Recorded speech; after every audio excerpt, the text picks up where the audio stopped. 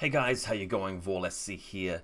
Today I'm going to continue talking about how we might be able to improve infiNity, the game, possibly for the next edition, N4, which is coming out pretty soon, later this year.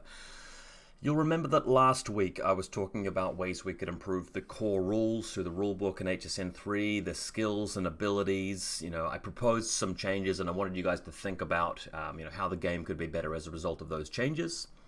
This week it's going to be a bit different. I'm now going to turn my attention to the profiles, the loadouts, the units themselves.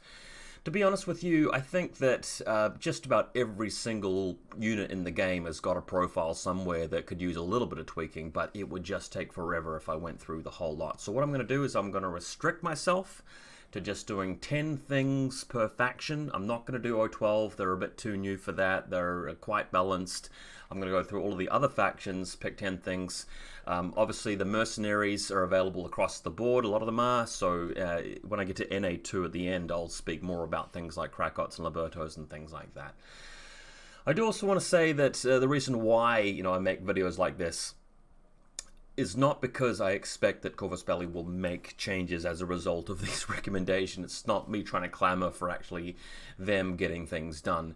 It's probably more often than anything else to entertain you, to have a bit of fun talking about it. Also to just put my ideas out there and propose changes to provoke actual discussion and thought.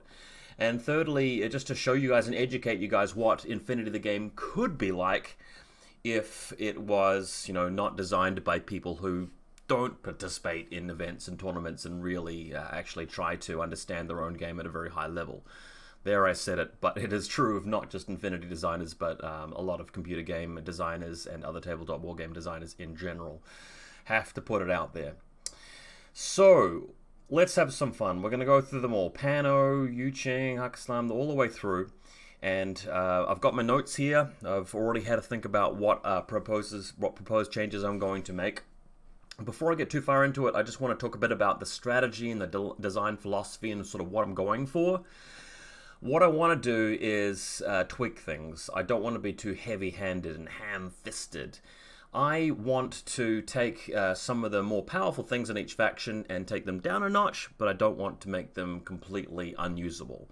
And that's generally what you see a lot of the time when designers of computer games bring up patches and tabletop war games go through new editions. Things seem to knee-jerk reaction flip all across the board, right? So I don't want to take something which is just really underused and you never see on the table and turn that into an auto-include.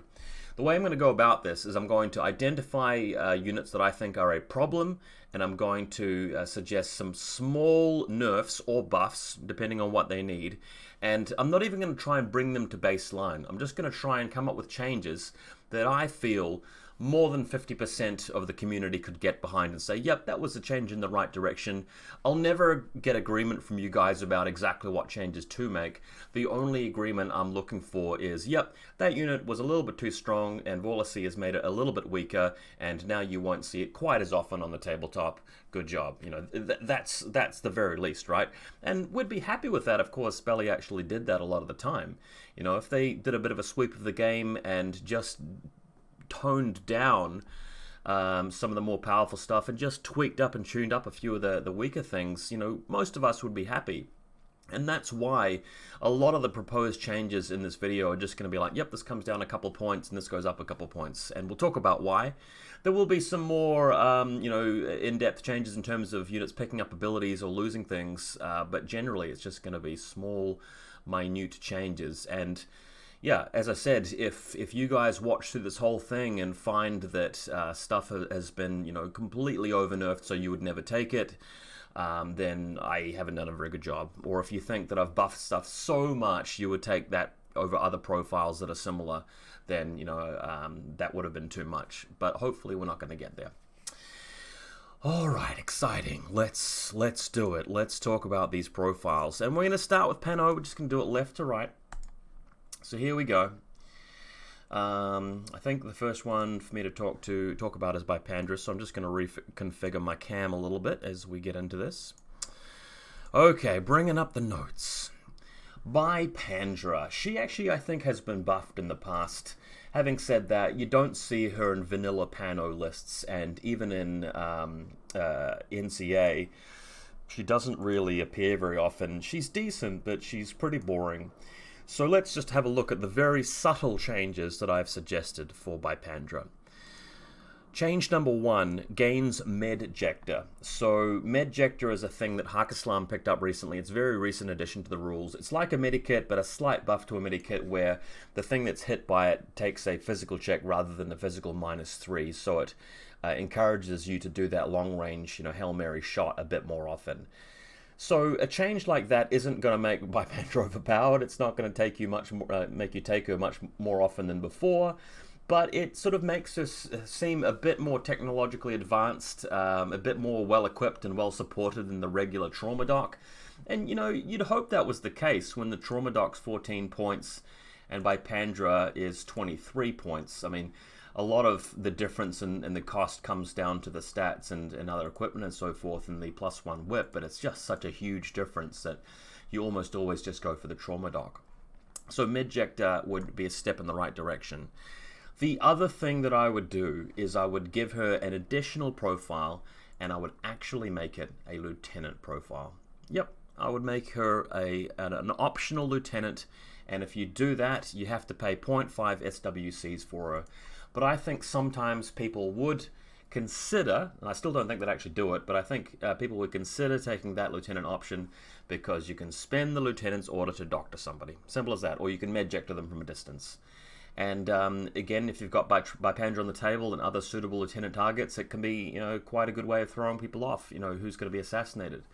If you're running Joan of Arc, you might have tons of SWC to spare. That 0.5 is not really going to matter too much.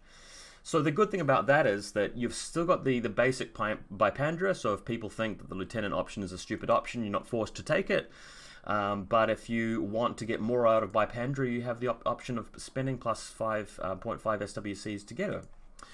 And then, the last thing I'd do to change her is I'll just reduce her by 3 points. Easy as that. And let's look at that. So 20 points for everything I just said. Well, going back to the Trauma Doc, I still feel like saving 6 points is the way to go.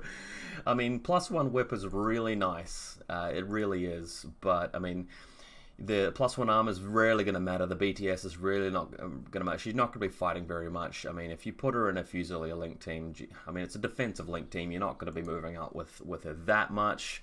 She doesn't give them a Ballistic Skill bonus. The armor just doesn't really matter.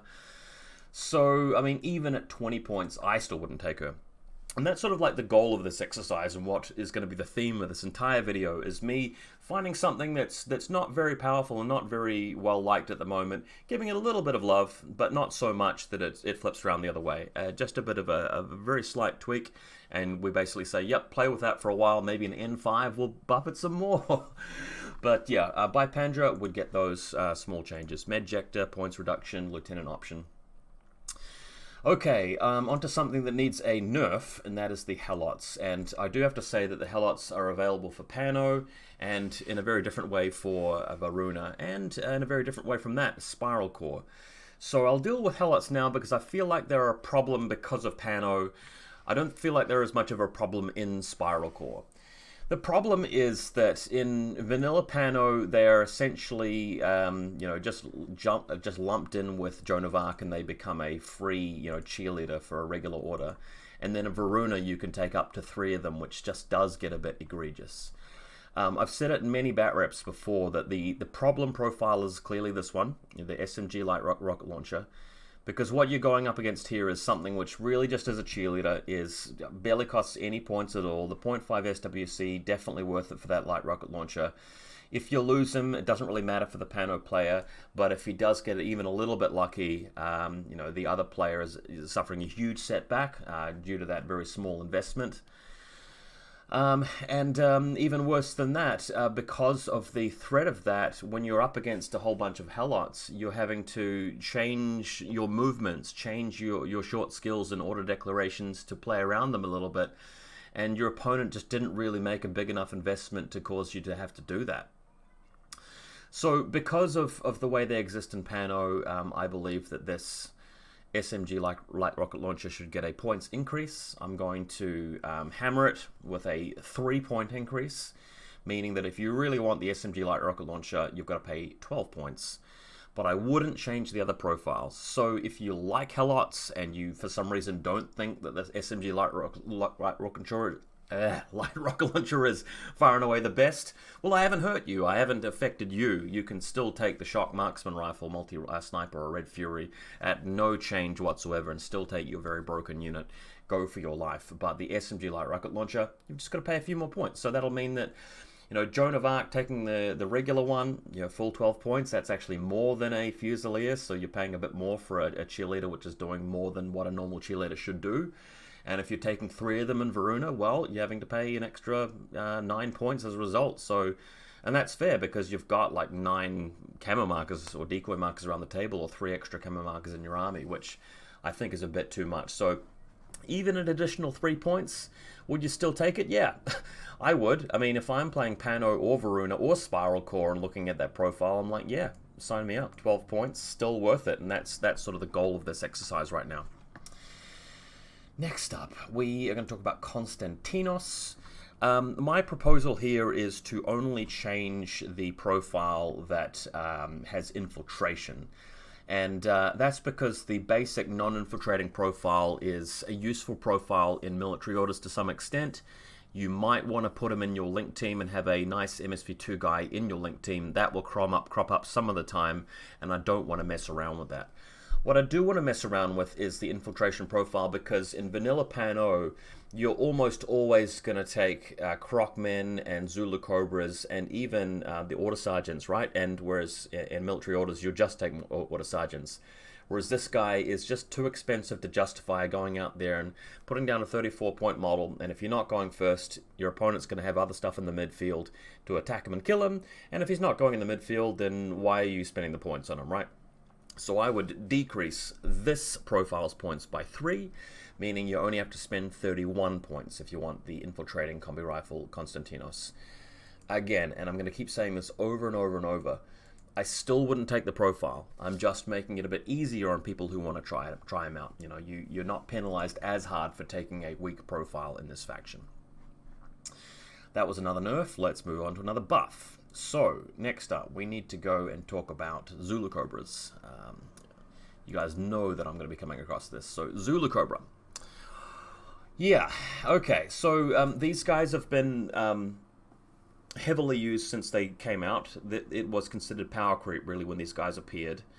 And let's be real about it. The only problem is just this one profile that has the sensor and the jammer and the assault pistol, right?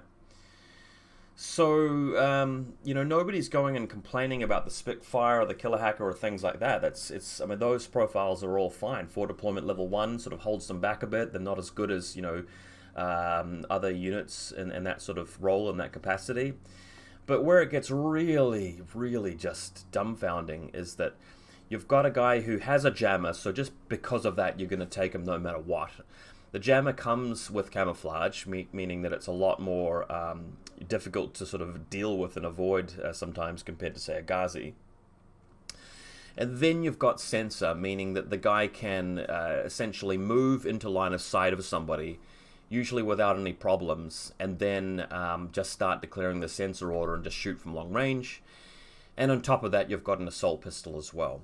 So this is the problem profile. We don't need to touch the other loadouts. In fact, if anything, we might even consider buffing some of the other loadouts. I'm not going to do that, but let's look at what I've written down. So Zulu Cobra. The sensor, I would remove it from the combi rifle jammer profile, but I would still let the Zulu Cobra in general have the ability to sensor. I would just give it to one of the other profiles that we don't see very much. So the sensor comes off this profile and just gets added to the X-Visor profile at no change to the points. So if you really want a Zulu Cobra sensor with your camo marker censoring people, then you've got to pay for the Shock Marksman Rifle, which is cheaper, right? You don't get a jammer, but you get a cheaper sensor, right? Ultimately, I'd probably still rather just take the normal sensor bot, but some people might like that improvement. I would also remove the jammer assault pistol combination here. That might not seem like it's needed, but I'm still going to do it. I'm going to move the assault pistol over to the Killer Hacker, just because you don't see the Killer Hacker very much, and I think you might a little bit more once that improvement's made. And then you're just left with a basic combi rifle jammer in a camouflage marker with just a pistol. And after doing that, it might even still be worth increasing his points. I have written in my notes increase points to 3, by 3, sorry, so up to 32. Let's ask ourselves, would we still pay 32 points for that? A BS-13 combi rifle, 4 deployment level 1, it's got a jammer. It starts to feel a bit much. In fact, now that I'm thinking about it, the extra points probably are not needed. Like, it takes a pretty big hit after it loses the sensor. It's still so good. Like, you really like jammers, and in some missions I think you probably will reach for it anyway. Yeah, I think if we increase the points of that profile by 3, you'd see the other profiles a lot more. You'd also see a lot of pano lists that didn't have it at all. But to be honest with you, the way that missions look in ITS, I think that people would still be reaching for that jammer, just how powerful it is. So I'm putting it out there, 32 points, although this may be an example of a unit that I might have nerfed a bit too much, so be it. Okay, let's go now to, we're flip-flopping across it, let's go now to a unit that needs a buff. Kirpal Singh, a Colles Sergeant. How often do you see this guy? How often do you show up at your tournament and you're up against Kirpal and he just comes across and wrecks you? Not very much. Let's talk about why. So he's basically an Akali, but he's more expensive. How much more expensive, I hear you asking? Well, let's go and have a look. So you could get a basic combi rifle Akali for 22 points if you don't want any extra jazz, and he's got BS-13 armor too. Coming back to Kirpal, I mean, all of the basic stuff's there. BS-13 armor 2 combi rifle and airborne deployment, and that's mostly just what you'll use from the profile. You're not going to be using chain of command, MA2, religious, assault pistol, EM close combat weapon, and yet you're paying an extra 13 points for that? Like, what the... So let's talk about ways that he could be better. When you're spending that many points on a unit, you'd kind of want to drop him into the danger zone and get him into close combat and make use of your EM close combat weapon and assault pistol. It's just very dangerous to do that. So here are my changes. Overall, points reduced by 3. So it comes down to 32 points. But I am going to give him a 0.5 SWC, to actually put that back the other way. And the only reason I'm doing that is because I'm going to give him a Panzerfaust. And I'll also improve his airborne deployment from combat jump to superior combat jump. So he's a bit better at landing than the Akalis are. And I think that's fair because he's clearly a sergeant. Like, he's more experienced. He's more skilled at doing the flying in thing.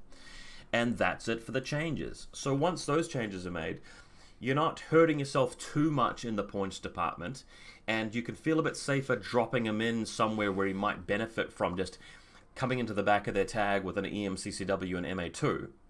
And if you whiff the roll to land him in there, then he's landing somewhere in your deployment zone where you can put him, somewhere safe and getting ready to fight. He's not going to be able to charge across the table because he's got 4.2 speed, but you still get some usage out of that 32-point unit that has 0.5 SWCs because he's got a Panzerfaust and he can actually fire long range with that. So would you take Kirpal Singh with those changes? I think people would definitely be more inclined to, that consider him more often. And yet he wouldn't be just completely busted, right? He wouldn't be this thing that you take in every list. I mean, most airborne deployment troopers just really aren't. Auto includes, right? But he starts to become a little bit more usable, and that's the goal. All right, more characters. Lieutenant Stephen Arau, a Bagmara unit. So he's got the name Lieutenant in his name, but he's only an optional lieutenant. So you could have Lieutenant Stephen Rao, who's not even a lieutenant, right? This guy doesn't need much fixing. It's just you don't see him very much because he's just a bit too expensive to take when you really just are getting a combi rifle Bagmari, right? If you're playing Acontecimento, your Bagmaris are going to be the snipers and the HMGs, and the cheap guys that buff the link team are going to be your your irregulars, right? So I just give him a little bit of help, and the small amount of help that I would give him is just Strategos level 1, And that's because if you really want the model, like the model's beautiful, if you put the model into your army, then at least you're getting 2 orders for the price of 23 points, which is a bit more reasonable if he's just going to be a cheerleader sitting at the back most of the game. And let's face it, realistically, he is just going to be sitting back there not doing very much fighting. And at 23 points, that's too expensive to be a cheerleader, whereas 23 points for 2 orders, that's a bit more reasonable. Bolts are my next one, and you guys know how much I hate bolts, or at least hate the fact that they are so expensive. One thing I'm going to be doing across all the factions in this video are just, the medium infantry profiles that I find are the weakest. I'm just going to be giving them a sweeping points reduction. Initially, when I was preparing to make this video, I wrote down that, yep, every profile can have a 3-point decrease. I think that's a bit too much because these days you're seeing a lot of people try them by putting a bolt in a link team in foreign company, or putting a couple of them in the Harris for the NCA with the what do you call this guy? Blackfriar. So given that those NCA lists are actually pretty decent, just giving people a free 6 points and those sorts of lists seems like a bit much. I'm still willing to give these guys an across-the-board buff, though, and across the board a points decrease, because I really don't think that this unit is good enough yet. They've seen changes in buffs, but I'm still going to propose reducing every single profile by 2 points. There we go. That means that in the NCA list where you've got a couple of them in a Harris team, you're saving 4 points. That's fine. NCA has a few things which are a little bit overcosted. NCA, I don't believe, is one of like the most ball-busting factions out there. They're good, and I don't mind if they save 4 points. I mean, I am going to be nerfing some other stuff that they want to use, so that fair's fair, right? If you think about it that way, some of the stuff that you will want to take is being nerfed. So the stuff that you might not take as often are being buffed, and that's the way we should be doing it. In NCA, the idea of taking a full core of them is still a little bit unappealing. Even though you'd save the maximum 10 points, you're still setting yourself up and you're still committing to playing a list that has 5 bolts in it and generally paying a bit too much for that kind of link team and depriving yourself of a lot of other stuff. So, don't think everybody will agree with me on this change, but I'm putting my neck out there and saying all of these guys 2 points cheaper. Gabriel D Fersen is my next subject here.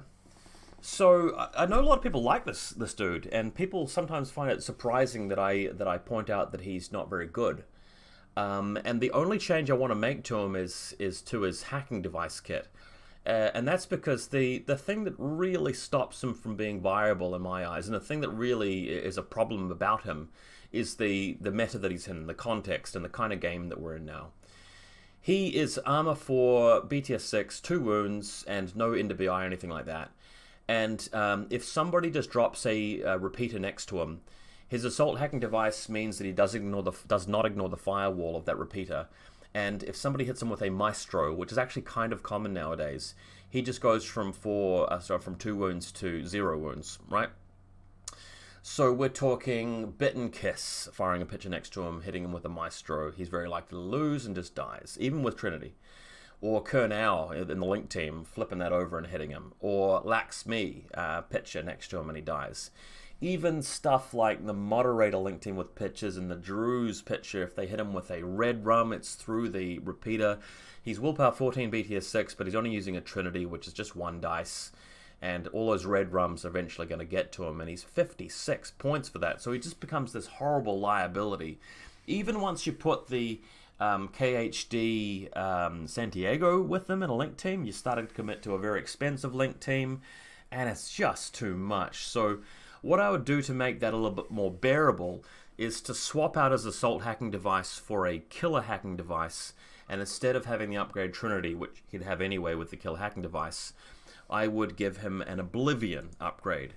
So this is a pretty big buff to De Fersen, because it would mean that he still has that anti-armor, anti-tank power with the Oblivion. He can't possess tags anymore. That's a nerf. But now when he's responding to maestros and things like that, he's not having to go through the firewall, and he is able to respond with something like a red rum just to give him a bit more teeth in the old hacking department. And that will mean that I think it's okay to take him a lot more. And that's the goal. Bulleteers are next on my list, and what I'm about to say about Bulleteers might seem a bit mean and nasty, but I'm going to be doing something similar for the Rushi and the Q drone when we get later in this video. I will propose that we increase the Spitfire profile by 2 points and reduce the heavy shotgun profile by 1 point. And that is because we see Bulleteers all the time, and we almost always see the Spitfire and hardly ever see the heavy shotgun. Would you still want to take a heavy shotgun even if it's only 16 points? I wouldn't. Are you going to take the Spitfire anyway, even if it's 25 points? Yeah. And I'll just remind you of this, guys, again and again and again. We're going to be nerfing the other factions' good stuff as well. So when you feel like you're losing your teeth here and you're losing things that are good about your faction, don't feel that way, because we're going to be doing similar things to other powerful stuff in other people's factions, right? But the Spitfire, he's just... Ultimately, I think he's the best attack bot in the game. He doesn't require much support other than the assisted fire. Once you've got that on him, he autonomously sort of goes around the battlefield just blasting people. You can use his repeater for your hackers. He's very quick. He's very hard to shoot back at. He can go into suppression fire rather nastily, and at 25 points even, he wouldn't be breaking the bank. And yeah, I mean, he's more desirable than your TR bot most of the time, and the TR bot costs about that much, so it feels about right. Lastly, for Pano, we're going to deal with the Locust. Locusts, they have sucked for a long time. I've played against them quite a bit. I even used them once when I borrowed their NCA army many years ago. I mean, they don't need much, and again, the theme here is that I'm not going to suddenly turn them into a really cool unit. I'm just going to give them a little bit of a push, a little bit of help. So let's talk about my changes. This first profile here, oh, by the way, before we even go through the changes, what is it that's bad about this unit? What is it that makes you want to leave them at home? Well, they are a midfield unit that don't have marker state, meaning that if you place them out there and you leave them there, they're very easy for your opponent's stuff to kill. You know, you can plant a smoke grenade next to them, or plant mines next to them, or go into close combat with something that's really good at close combat despite their CC20, and they don't do very well. And the only specialist that you can take here is an assault hacking device, which is supremely vulnerable to a killer hacker, and yet it costs 38 points, so the garbage. So I would give them some small bits of help. The first thing is that I would take the very first profile here, the Breaker Combi Rifle Decharges with Shock CCW. This is the most generic, basic guy that, you know, doesn't really do anything. Even the drop bears guy is useful, or the Marksman Rifle guy is useful, but this guy, just not very useful at all, so I would just give him Specialist Operative, meaning you can take a Locust Specialist if you really want to, that isn't going to die to a killer hacker if you're willing to spend that whopping 32 points, meaning that you'd sometimes see that profile in NCA, which is what we want. As for the Assault Hacker, I would simply give him an upgrade. I'd make him a Skullbuster upgrade, meaning that he is still vulnerable, but he's got a little bit of teeth, he's got a little bit of a way to defend himself. Having said that, you're still going to see games where, you know, he's standing out in the middle of the table, Bit and Kiss move up, fire the pitcher next to him, he's got to go back through the pitcher at -3 from the firewall, Maestro comes out, he attempts to red rum them, or whatever to Skullbuster them, dies anyway, and you lose your 38-point model. That's still going to happen, which is why I probably still wouldn't really take him very often.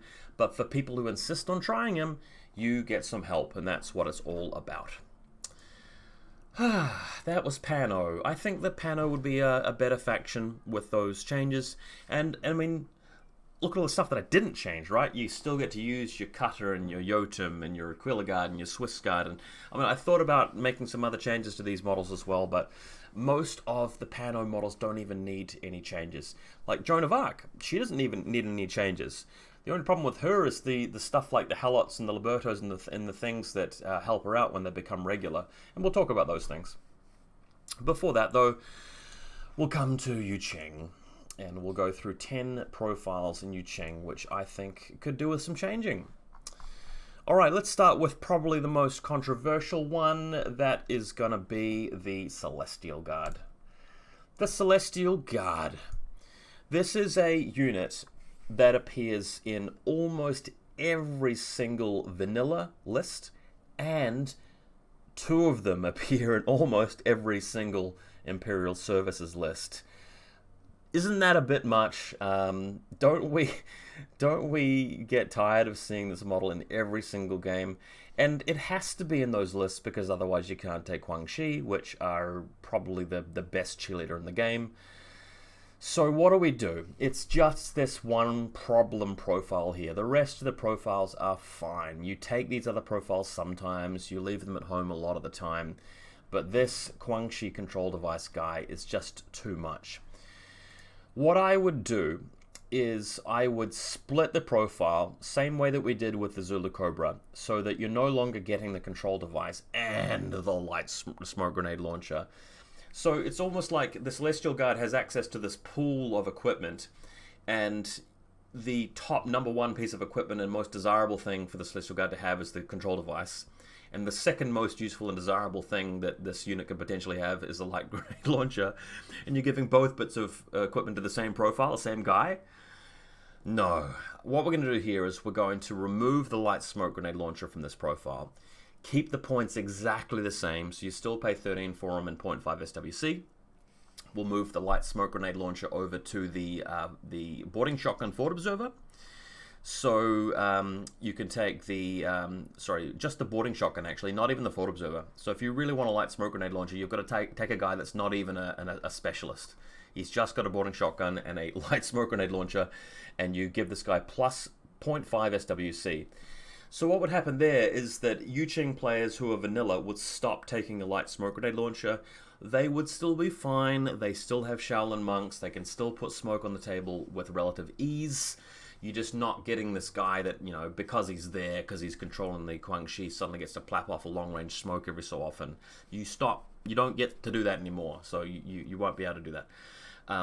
We'll still see the control device in every list. That's fine. It's just a 13-point cheerleader who has to be there. And if we make that change, surprisingly, I don't even feel the need to go and change Huang Shi. I thought about, increasing their points cost from 5 to 6. But I don't really feel that's necessary because you're having to pay this tax of having to have this 13-point guy just sitting there that's not like a flashball spot or doesn't have a smoke grenade launcher. When we come to the other warbands, like the Shaolins and the Morlocks and the Makuls and stuff like that, we will be giving them a slight tweak. But Huang Shi get to stay the same and as is. I mean, if anything, it would be a slight ballistic skill decrease, but we'll leave them as is for now. The Celestial Guard, though, was splitting the light grenade launcher off. Moving on. Here's a unit that I don't really know how to fix. I'm just going to attempt it anyway. The Huling Shock Troopers. I think that it's appropriate to reduce the points of this guy by 3 on each profile. But even then, the awkwardness of this unit is that it wants to do a certain job, but you risk too much to spend the points on this guy to do that job.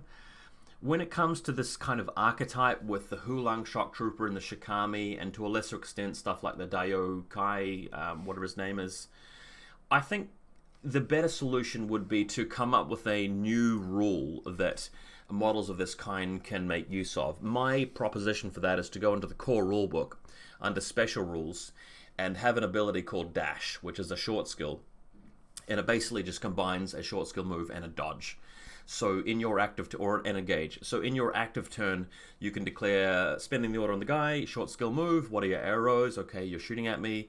And then my second short skill is a movement and a dodge, or a movement and an engage. So you're actually trying to still make it to close combat, but still ignoring their shots or dodging mines and things like that. So a rule like that would be something which gets given to the Huling and given to the Shikami and given to the Daio Kai, models like that can actually have that push forward kind of theme, right? Since that rule isn't in the game and I can't think of any other abilities to give this guy that he particularly needs, I would just have to reduce his points cost because at the moment he's just too much of an investment for what he's getting. Then we come to the Shang Jie, and my god, I've seen forum threads created about how to fix this guy, and I don't even have all of the solutions.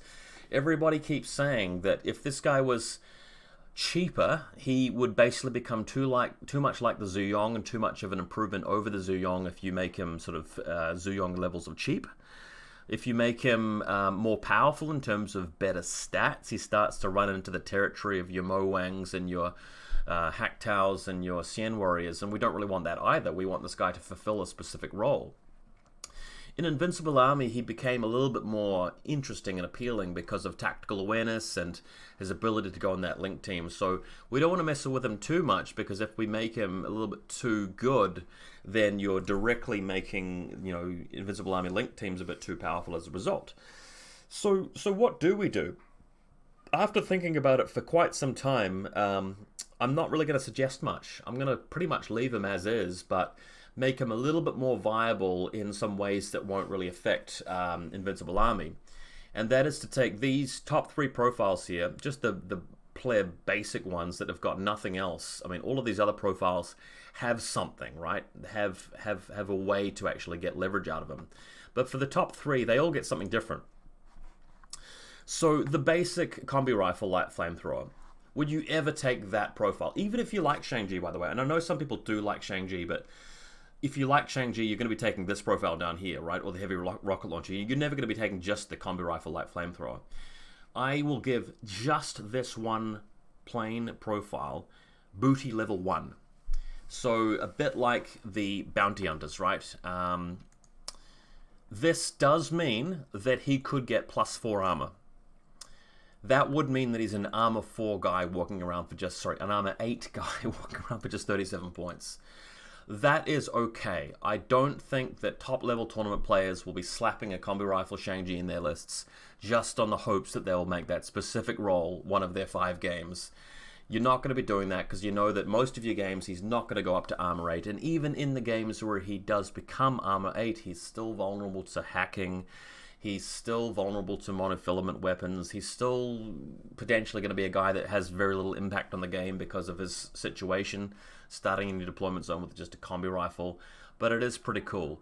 There are also a whole bunch of little things that he can pick up, like different close combat weapons and grenades and funky little bits and pieces that can be helpful.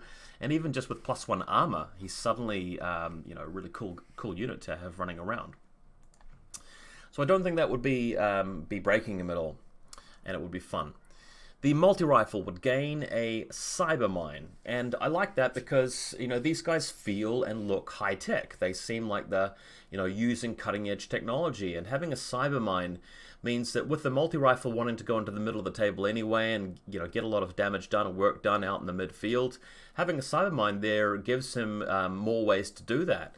And if you really are, you know, forking out the 40 points to have him lead a link team, and you're deciding not to use the tactical awareness profile to be doing that, if you're going to sacrifice tactical awareness, I'm going to reward you with the cyber mine to actually go and get a little bit of work done. And then the basic Spitfire, which you would really not ever take because the tactical awareness is so much better, I would reward you with a X-Visor. So if you want your Shang Jie to play a little bit of a different role where it's able to sort of potentially shoot at beyond that 24-inch range sometimes as you're closing the distance, you're rewarded with that X-Visor. Again, he's meant to be a kind of a high-tech sort of unit, you know, a privileged unit. And you might see somebody going into their Invincible Army list with the Spitfire X-Visor profile because they don't have anything else in their link team which shoots a particularly long way. Maybe as he joins the Zhanchi link team and you don't want a HMG for some reason, you might want the Spitfire X-Visor version. And at no change to the points either. Finally, I would also add a ability in the main profile that everybody gets to access, but it will really only affect the lieutenant, and that is to give him Strategos level 1. This is Yuching has become a faction now where the lieutenant is usually the what should we call this guy, the Dao Ying. So if you're willing to not take a Dao Ying and you really want to make your Shang Jie lieutenant, the lieutenant, I want to reward you by making him Strategos level 1. Meaning you don't necessarily have to like have him run out the battlefield and be a chain of command, kind of thing where you lose him eventually. Some turns he doesn't have to do anything but Arau and you get to spend his order. It just wouldn't be an impactful change. I'm just giving the weaker profiles just these small tweaks, right? So overall, with all those changes to the Shang Jie, he would still be weak. People still wouldn't like him or take him, but I've at least given you some fun things to use if you really want to subject yourself to playing the Shang Jie. Ooh, next we have a controversial one, and that is the Rushi. I've always thought that this is possibly the most undercosted unit in the game. Definitely top 5. It's in the conversation. So I'm just going to slap it right across the face with plus 3 points. So from now on, if you want to take a Rushi, you have to spend an additional 3 points. This affects Vanilla Yuching the most, probably. Deshat are still going to take it because it's absolutely busted in Deshat because of the link teams. The Mercenaries might sometimes take it. It's a slap to JSA. It's a bit of a slap to Imperial Service. But given how strong this unit is when it gets going and you get into the good situation and how much damage it does and how many points worth of stuff it can kill, I really feel this is warranted. And given that we're doing this for the Q drone and the Bulleteer, I think it's only fair. We are, making nerfs to other people's powerful stuff, and I just don't feel like the Rushi should be relied on as heavily so often. There are other choices you can take. The Xian Warrior's not getting any changes in this video. So I think it's okay. Life would go on. People would still take the Rushi plenty of times with an extra 3 points. I think it's not going to be too much of a slap after all. The Ninja is next on my list, and I always take the Killer Hacker Ninja with Tactical Bow, which is not going to get changed. In fact, most of these profiles are not going to get changed. We just need to address the fact that almost everybody in the community feels the multi-sniper is too expensive. I would reduce the cost of this by 3 points. It still isn't going to be usable at 39 points. It's still going to be kind of crap, but you can start to consider a bit more, and if you really want to insist on taking it, you're not punished as heavily. 39 points for a BS11 multi-sniper. With that kind of gun, you're not going to usually be making use of infiltration. I kind of like the idea of having them deployed out in the midfield, occasionally getting a long-range snipe, and also doing some fighting in close combat. But you definitely don't want to pay 42 points for that, so I would drop it. 39 points is still too much. I think a fairer way to do it would be to drop them by like 6 points, but I'm not going to propose that, just -3. The other thing I would also change is this profile here with just the shock close combat weapon pistol combi rifle. I would give that guy Specialist Operative, just because it's getting pretty boring taking the Killer Hacker every single time you want a ninja. Sometimes you might want to consider having a guy out in the midfield with a combi rifle. And we know from playing against Crocmen and Spectres and stuff that a specialist out there with a combi rifle with these sorts of stats isn't completely broken. He pays the extra, few points for being a absolute close combat god. So I think that would be cool. I don't think you would take him that much more often than the Killer Hacker. The thing about the Killer Hacker is you're getting the double action close combat weapon, which makes him a lot more powerful. You're getting the killer hacking device, which is really brutal as well. The tactical bow is actually better as an ARO piece short range than the combi rifle is. So with those differences in mind, yeah, I'd prefer to still save the 5 points and not have a combi rifle. It's just you can definitely consider taking the combi rifle some of the time, and I think that change would help JSA that might want to take multiple ninjas, like one with a tac bow, maybe one with a combi rifle specialist, and another one maybe then the new improved multi-sniper, right?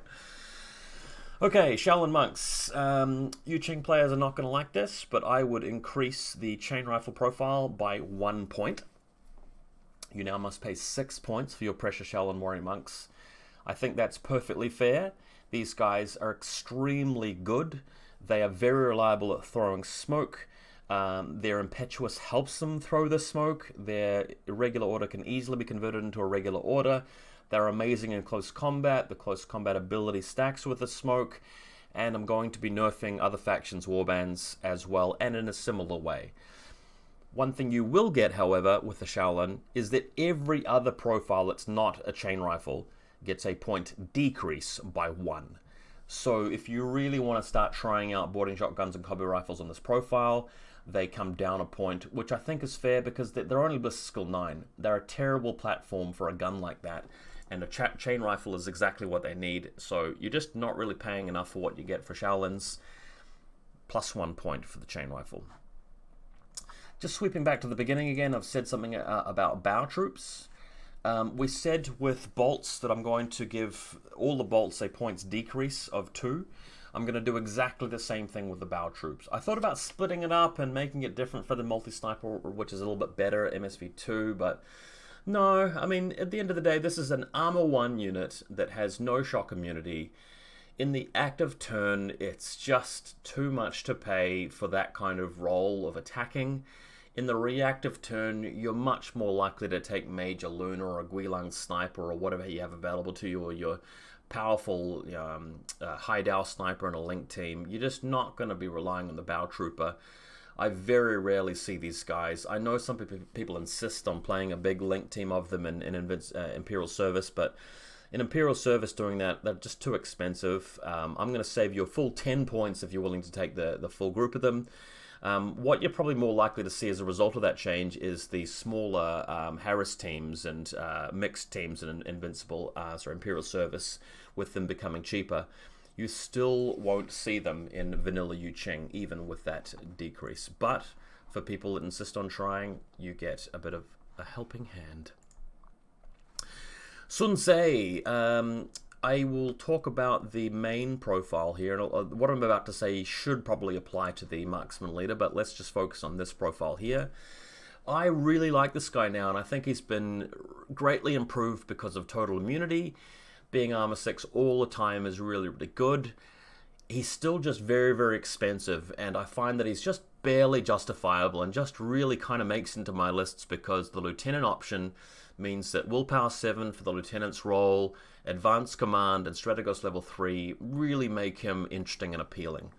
What I don't find interesting and appealing at all are the 2 profiles that are not lieutenant profiles, because even though you're saving a bunch of points on them, missing out on that lieutenant whip check roll, on the strategos level 3, on the advanced command, you're missing out on all of that and just treating him as like a fighter, and then you're comparing him to units like the Xian Warrior and the Hack Tao for similar kind of points. Not cool. I would go to those 2 non-lieutenant profiles, drop their points by 3, so you're paying 52 for a boarding shotgun and 57 for a multi-rifle, and I still would never consider taking them ever. But we're just taking the weak profiles, just giving them a small boost. Crit Cockrum is our next one. Mr. Cockrum. I've read the thread. I've seen people propose changes about changing his gear, changing his stats. I don't know, guys. I think that's just a bit too controversial. We're never going to get agreement on what to do with his auto med kit or his Feuerbach or his ability to be in linked teams and duos and so forth. I would just do it the easy way and slap a points decrease of 3 on all the profiles, and then ask myself, would I ever consider him in Vanilla Yu Ching? No. Would I consider putting him in the Zuyong link team in Invincible Army? Maybe. Probably not. I mean, I'm looking at the Feuerbach profile as the most interesting profile to me, and paying 45 points for that, maybe. But, I mean, the Zuyongs with tactical awareness are just so cheap and so good for that kind of archetype list. So, yeah, he's not a good profile. He's not a good unit. And tweaking him in that way, just help him out a little bit. Same theme. Just move on. Let's go to the last profile in the list. The last profile for Vanilla Yu Ching. Of course, it's going to be this guy, the Guijia. The Guijia. So Yu Ching is a faction which has all of this wonderful heavy infantry, and it's about, being high tech and cutting edge, and Chinese and Japanese and the Asian themed kind of Golden Dragon, Golden Age, military prowess, and you'd almost sort of look at the heavy infantry sort of pointing towards this pinnacle, and the Guijia is at the top of this pyramid, being the biggest, baddest guy of the bunch, but he really isn't. People don't really run this guy in tournaments. I've played him a bunch of times over the years just because the model is so good. But just given that he's got no frills, he's got no mods in his shooting, his loadout's very basic and boring, and he's very, very expensive. There's plenty of other stuff you can spend the points on in Yu Qing. You just really don't see him. And I've read the threads about proposing changes. I've seen people talk about giving him this, giving him that. I want to tell you now, after thinking about it quite a lot, what I would do about this tag. First and foremost, I would allow you to continue playing these two profiles if you really want to. And I think that's important for new players who look at him and think that he's good, or people that really, for some reason, find something that's viable about him, or if he becomes decent as a result of other things in the game being nerfed. A BTS 6 is an incredible weakness as you're advancing through the table. You could easily get hacked, and staying back in your deployment zone, just firing AROs and shooting, he gets outgunned by the cutter and the Marut and the Avatar, and things throw smoke in his path. So the basic profiles aren't great, but I'll leave them there. What I will change is I will add two new and very different profiles, giving you two new ways to play him. So as you pick up your Guija model, there'll be a bit of a fork in the road, and there'll be several different options, and you get almost a completely different style of unit depending on which profile you pick, even though the profiles won't actually change that much. The first additional profile that you'll be allowed to take for the Guija will actually increase his points by 6. So you'll go up to 94 points, making an already very crappy unit even more expensive. And why would you want to do that? And why would you want to pay 94 points for him? Well, let me tell you. We would give him full auto level 2. Bam. Too much? 94 points, and you get +1 burst when it's your turn, and they're always -3 to hit when they're in a face-to-face roll with you. Why do I think that that would be okay? Well, let's compare him to something like the Salamandra, right? Salamandra is also, whipping out the 5 burst with its HRMC. So in terms of firepower output, this guy is actually doing it 1 better because he's also giving them a -3. But then again, the Guija is still BTS 6, whereas the Salamandra is BTS 9, if I recall correctly. And the points are still going to be kind of different there. And if you think about it, I mean, Yu Qing, you sort of feel like they ought to have something, that technologically advanced. Given that we've got stuff like the Yan Huo, already packing an HRMC on a smaller body, right? So making the Guija have a profile that really just brings out the pew-pew, the shooting game, seems appropriate to me. Maybe 94 points isn't quite enough. I mean, maybe it needs to go up closer to 100 for that kind of profile. But let me just say this. I still wouldn't really take that Guija very often in this faction. When I'm playing Yu Qing, I see all this other stuff you can pop in there, like the Xian Warrior, the Hack Tao, all of the other great medium-range profiles, and I just, it's like, what are you really running him for? He's still a real liability. But let me just put it out there. I mean, if you think the Guija is busted, that would definitely make him a really solid, tag that you'd want to take some of the time. And I just don't think it would make him as good as the best tags in the game, quite frankly. You might be more interested in my other way of playing him, however, which would decrease his points by 6. So we take him down to 82 points only, and leaving everything else the same there.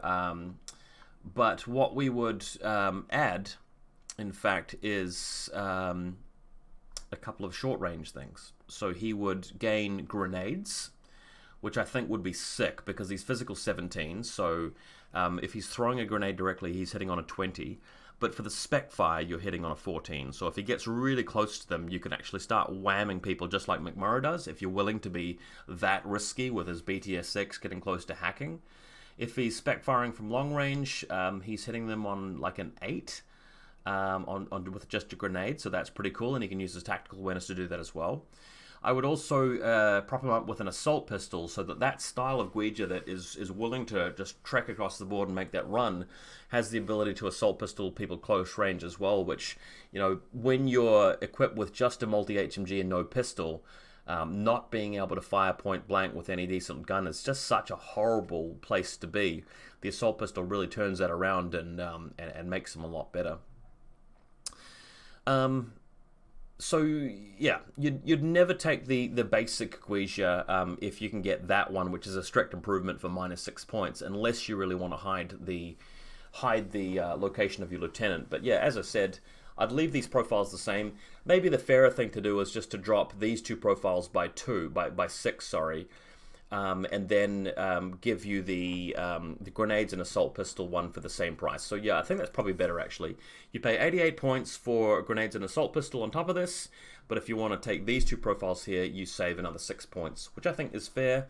And for the full auto level 2, 94 points. Yeah, I mean, tell me what you think, guys. Maybe 98 points is a bit fairer for that profile, but I think he needs a better way of playing that long range gun, and he certainly doesn't have that at the moment. All right, this video is going to take ages. Let's start getting a move on. Ariadne now. I have to apologize with Ariadne. I just haven't played the Ariadne factions as much. I haven't studied them as much, so we'll go a bit more quickly through this faction because this is just me eyeballing some things that I feel like could use some help. Alright, so first on my list we have the Ronin over here. Very, very tiny tweak to this guy. He doesn't need much. I just lament the fact that he's Silhouette 4. He wants to be your lieutenant. He's kind of hard to hide, and yet he's armor 0. I'd tweak him by just giving him armor 1. Surely if he's such an important figure, you'd give him at least some sort of flak jacket or bulletproof vest, but he doesn't even seem to have that. So +1 armor, I think, would be okay. The Spetsnaz, we're talking HMG sniper rifle. I don't mind these last two profiles. I think they're okay. You see the HMG so goddamn much in vanilla lists and quite often in the TAC lists as well. No big changes here. I just want to sort of put a bit of pressure on people crutching too hard on the HMG. I'm going to just bump his points up by 1. I'll also bring the sniper's points down by 1 to even that out a little bit. Just because the really egregious thing about him is that he's just crutching on that marksmanship level 2 all the time in the active turn. So that's what makes him powerful, and that's why the HMG is so powerful, because with 4 dice you're making more use of it, whereas the sniper rifle, not so much. So I think the sniper rifle can afford to come back in points value just that little bit. The Unknown Ranger, he's a little bit of a laughingstock really, because despite armor 4, he, at the end of the day, is just 1 wound for well over 40 points. The NWI is nice, but if he just gets unlucky against 1 mine, 1 crazy koala, 1 pleb with an SMG, he's just toast. So I think the only fair thing to do here is to give him shock immunity. We're not talking about like a left here where it's sort of like a faction trait to not have that ability. This is a faction where you see a fair bit of shock immunity, and it's just strange that this guy doesn't have it. So let's just give him shock immunity, and suddenly becomes a unit which people might like a bit more. In keeping with the theme, I still don't think that would make him too powerful, or even powerful to begin with. I don't think he's sort of, you know, above the waterline really in terms of would I take him, would I make a lot of use out of him? Nah. Ariadne have other strengths, he's not one of the strengths. The Ratnik, one of my least favorite units in the game. The Ratnik, I'm going to give this guy a little bit of help. He's a very cheap unit to begin with, and he's got a lot of tech and so forth. He's just not a great model at you know, playing that role in your army. I mean, you go back to the Spetsnaz for the HMG for that long range game. You pick up a tank hunter or a Scott missile launcher if you want an ARO. This guy just doesn't really cut it for those sorts of jobs. What I will say is that I'll give him a points reduction of 3 on both profiles. Crazy, I know, right? But the model's out there. It looks cool to a lot of people. You know, I doubt that a points reduction of 3 we'll start seeing him like every tournament. It's just not going to happen. The other buff I'll give him is to change the movement speed of the unhurt version from 4.4 to 6.2, and it will still come down to the 4.2 at Battle Ravage. So initially, if you're not damaged, he'll be able to start running around the battlefield and doing that 6 shoot kind of rhythm, allowing him to be a bit more aggressive, especially with the Molotov's profile, but also the heavy shotgun profile if you're planning on charging in there. I think that will help him. and as soon as he's hurt, he suddenly starts getting a bit of a limp, which makes sense. Mormayers. Never seen these guys, really, for vanilla Ariadna. I might have seen them once or twice on the field for Caledonia. Thing about Caledonia is that you take the Grey Rifle APHMG and then you're done, right? You don't need this guy. You take the what's the guy with the T2 sniper? Can't even remember at this point. So this guy needs some help. What are we going to do? Speed. He's a heavy infantry. He's not a medium infantry. Let's change his speed to movement 4-4. I know that he doesn't have power armor like the Hack Tower does or the Swiss Guard does, but 4-2 speed. I mean, come on. That basically just kills any notion of taking the T2 rifle. And the APHMG, he's really just a gun turret at the back. And like I said, the Grey Rifle does that better and more cheaply. So let's at least make him 4-4 speed. I'll also drop his points by 2. Again, keep saying this, we haven't balanced him, we haven't made him good, we've just given him a little bit of a lift, which starting to pick him up off the floor a little bit. Ooh, here's an interesting one, and a controversial one. Tractor Mule, 5-point Minesweeper, I'm going to make you pay 6 points for that. I really think that this is a faction that already has so much cheap stuff. All the volunteers and the Kazakhs and stuff, you can get to 20 points so easily, and you're still gonna just make everybody else cringe when you've got your 5-point cheerleaders out there. 6 points seems fairer. That will also put some hurt on Deschart, which are overpowered. They're possibly the best faction in the game, in my view. These guys need to pay a little bit more for that one profile. The other ones are fine. Chasseurs are okay.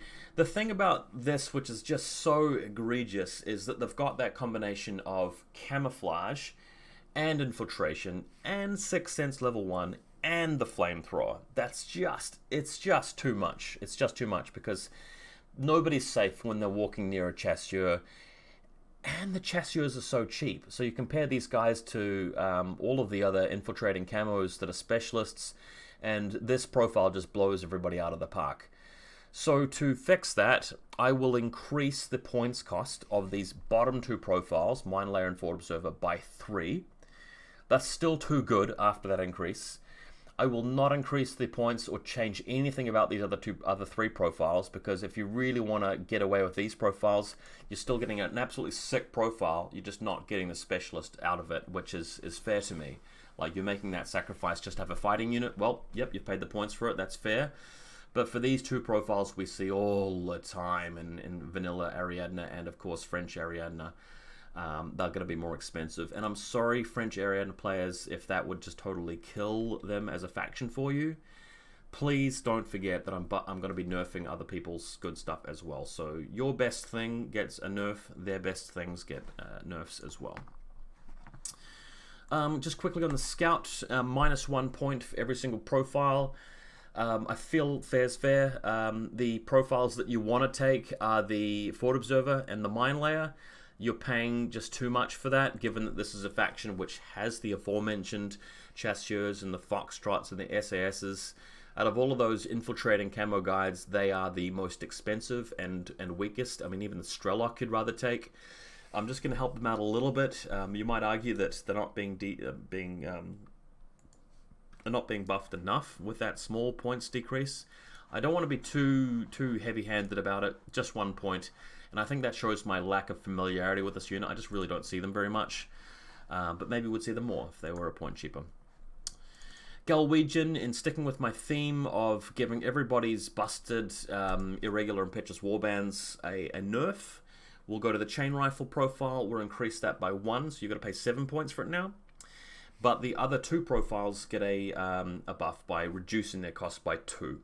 So if you really want to take a rifle or a boarding shotgun with just a BS-10 guy who has no cover from Impetuous, be my guest. We'll give you a points decrease of 2.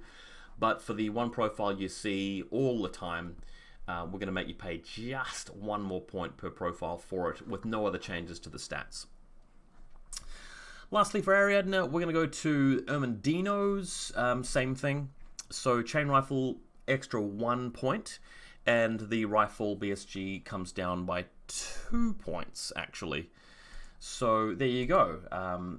that sort of balances out the internal sort of side of this profile a bit much.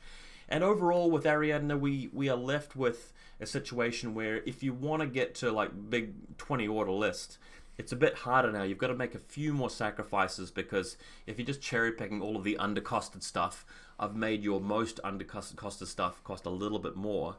Having said that, if you want to take a couple of the profiles that, you know, maybe aren't seen that much, like the Unknown Ranger, Ratnik, Spetsnaz, Sniper, things like that, or Mormaers, I've given those a little bit of a buff. So we're just sort of crunching it together, taking the best stuff and weakening it, and taking the worst stuff and just making it a bit closer to the best stuff. Okay, Hakislam is next. Alrighty. Okay, so there are 3 extremely powerful profiles in this faction, which I'm going to really punch into the dust here. Well, not that much. But I want you guys to sort of stay watching this video, because I am going to give a whole bunch of Hakislam units a buff. So there's going to be 3 nerfs, and then 7 buffs out of the whole lot. So I'm going to get the nerfs out of the way. The bad news is coming first, then the good news will be following, so bear with me, guys. Daylami. Everybody takes the light shotgun Panzerfaust because it's so cheap and it's useful regardless of whether you pass or fail the infiltration roll, given that it's got the light shotgun and the Panzerfaust. So we are just going to increase the cost of that profile by just 1 point. I will give you a decrease of 1 point on the HMG, which nobody ever seems to take. So if you want to start taking it, I'm going to give you -1 point on that. But the Panzerfaust plus 1 point. It's just going to be a little bit more of a sting if you really want to take 3 or 4 or God forbid more than that of these guys. I'm taking away from your list in other places, given the cost of them. People are still going to take him at 9 points. He'll still be more than worth it at 9 points. It's just a bit too inexpensive to have him the way he stays, the way he is, to stay the way he is. Alright, the big one. The main reason we're doing a video like this, and that is everyone's favorite, the Gazi Motiwa.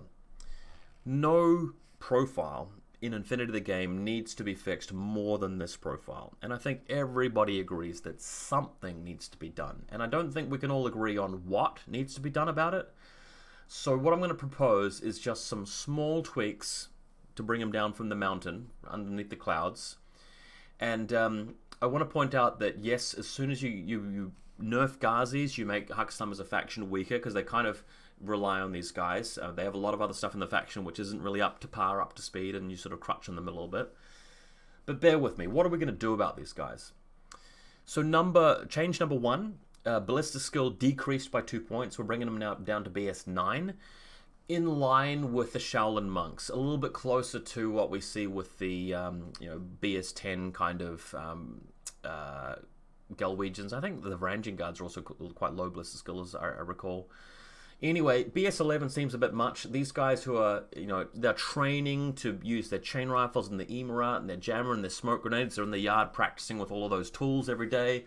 They've, for some reason, got really good willpower, and they're religious, so they must be praying in the temple quite a bit as well, I assume. Hopefully that wasn't an insensitive joke.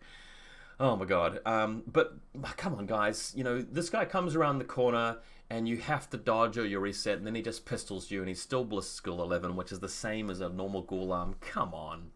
Drop him down to BS 9, and he's still the most powerful unit in the game. Or most, desirable unit in the game. In addition to the -2 Ballista skill, I will just shave off 1 point from his willpower, just sanding it down a little bit, just making it a little bit less painful. He is going to be discovering and using his jammer and doing this all day long, and given that he's just such a potent unit with his jammer, and of course the intuitive attack with the Emarat, and the intuitive attack with the chain rifle, bringing his willpower down to 14 brings him in line with other normal Hakislam units, and I can't see any reason why this guy is so specialized that he needs to be as good at willpowering things as a Tuareg. It just doesn't make sense to me. So -2 BS, -1 willpower, and after all of those nerfs, or both of those nerfs, he's going to go up in points by 1 point to cost 6. And there, we're done. At that point, we have a chain rifle Gazi Motiwa that is still busted. He's still broken. You're going to see 4 of them in every list that can take him. Always. Unless it's a limited insertion list or something like that. I'm fine with it. No, I'm not fine with it. We should be nerfing him even further than that. I'm not going to go any further than that, but we should be, right? While we're here, I'm going to give the BSG profile a points decrease because I've decreased the ballistic skill and the willpower. Boarding shotgun can come down to 9 points. If you really want to take him, be my guest. Every 9-point Ghazi that you're taking that has a boarding shotgun, that means that you're taking a Ghazi that doesn't have the chain rifle. Which means that my life is a lot more easier, and you're paying extra points for having to do that. So by all means, please, all of my Hack Slam opponents, please just take boarding shotguns. We'll give you 2 points off. I don't care. Just as long as you're not taking this horrible, horrible profile here. I'm going to leave it at that, guys. I'm sure some comments are coming my way. I'm nerfing Hack Slam into the ground. One more bit of bad news. We are going to have to talk about the Mukhtar. I'm sorry. Let's go find him. Where's the Mukhtar? Here he is over here. It's only this one profile. It's the MSV2 Red Fury profile. It's so good. It's in just about every Hack Slum list nowadays. A lot of Hack Slum players are taking 2 of them. It sickens me. The Jambazan is at home crying. He doesn't see any games anymore. He's on the shelf. Nobody likes him. So I'm going to make one very heavy-handed change to this model. I'm going to take the Red Fury profile. The other profiles can stay the same. Other loadouts, no worries. They're not in the naughty books. The MSV2 Red Fury profile will be changed so that instead of having MSV2, it has MSV1. The points will also be decreased from 37 to 34, a 3-point decrease. So you're no longer able to fire back through smoke. You have to take a Jambazan if you want to do that, which I think is fair. It means that suddenly the Jambazan has some relevance now.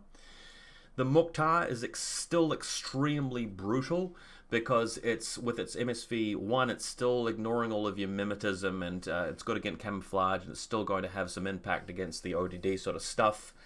It's still going to retain its 6-2 speed, NWI, shock, and mimetism, and da-da-da-da-da-da-da. It's so good. And as a compensation for not being able to do that really powerful smoke trick, you're going to get a points reduction to 34 points. I guarantee that if that change actually was made by Corvus Belli, people would still take Mukhtars, and they would still go for that profile, not the other profiles. I also think that some players would actually start going back to the Jambazan HMG and putting him in some lists sometimes, and that's what you want. You want internal balance. You want Mukhtars and Jambazans to both be usable. So hopefully you're not crying too badly. Hopefully Hack-Slam players aren't, filling the YouTube comments with too much hate, because let's give 7 other things in Hack-Slam small buffs and small increases to make you happy again. You're not going to get much, but let's give you at least a little something. Okay.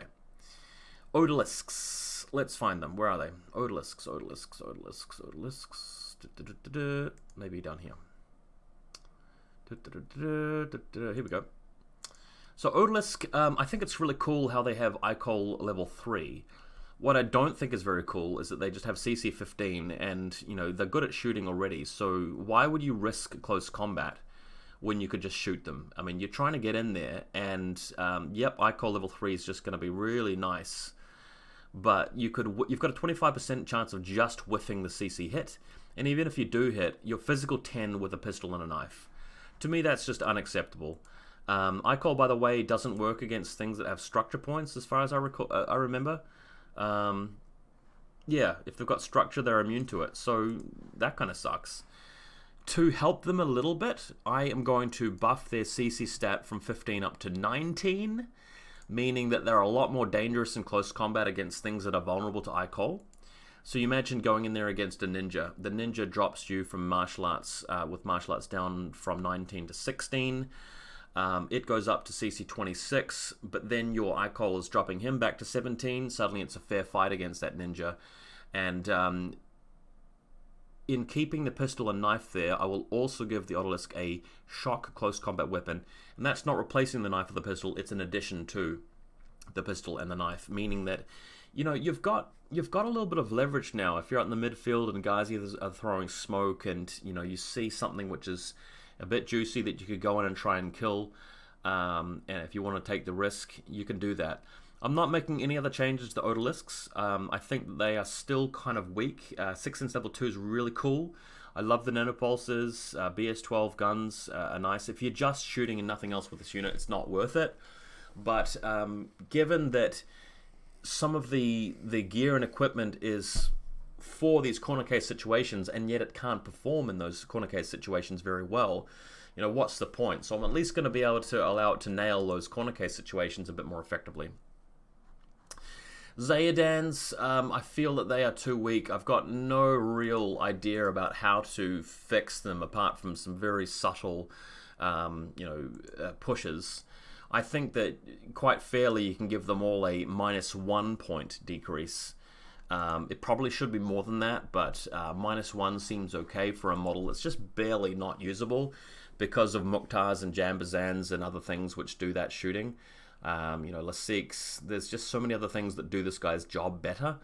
But at -1 point, I think that he starts to become a little bit closer to viable. In addition to that -1 points decrease, I want to give him Fatality level 1. Not Fatality level 2 for obvious reasons, but Fatality level 1 means that he's now a bit more punishing with his sniper and HMG.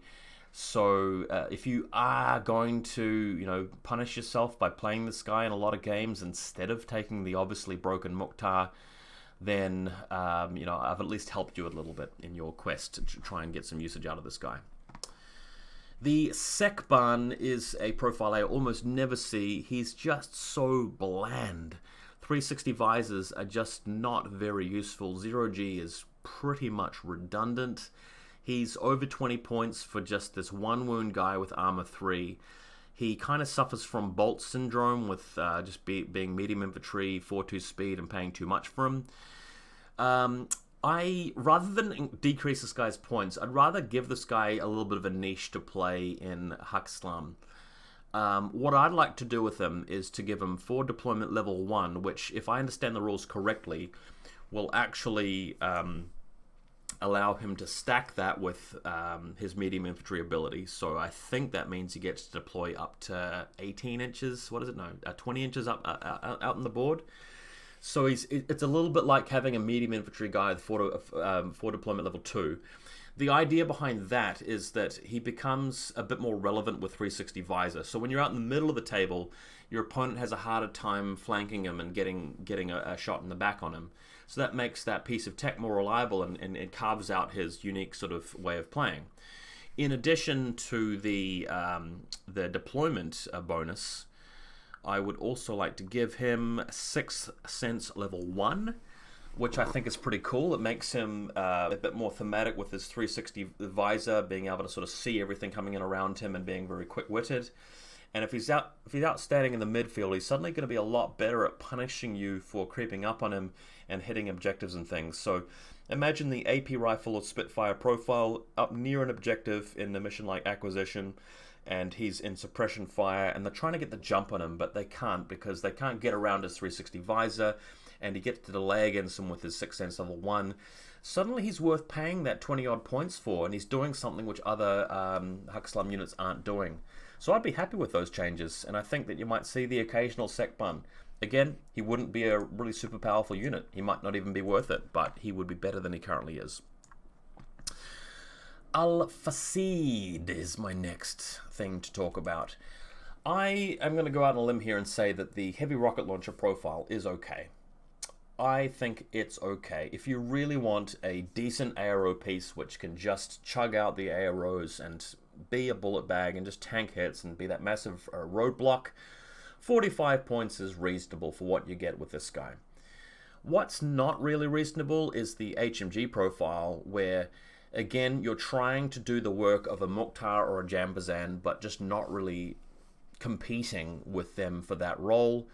You're so slow starting in your deployment zone, and you've got all this extra tech, the 6th Sense, the Veteran, the Mine Layer, the different types of grenades, and you're just not really getting the value out of those abilities because your faction is just doing all of that stuff already.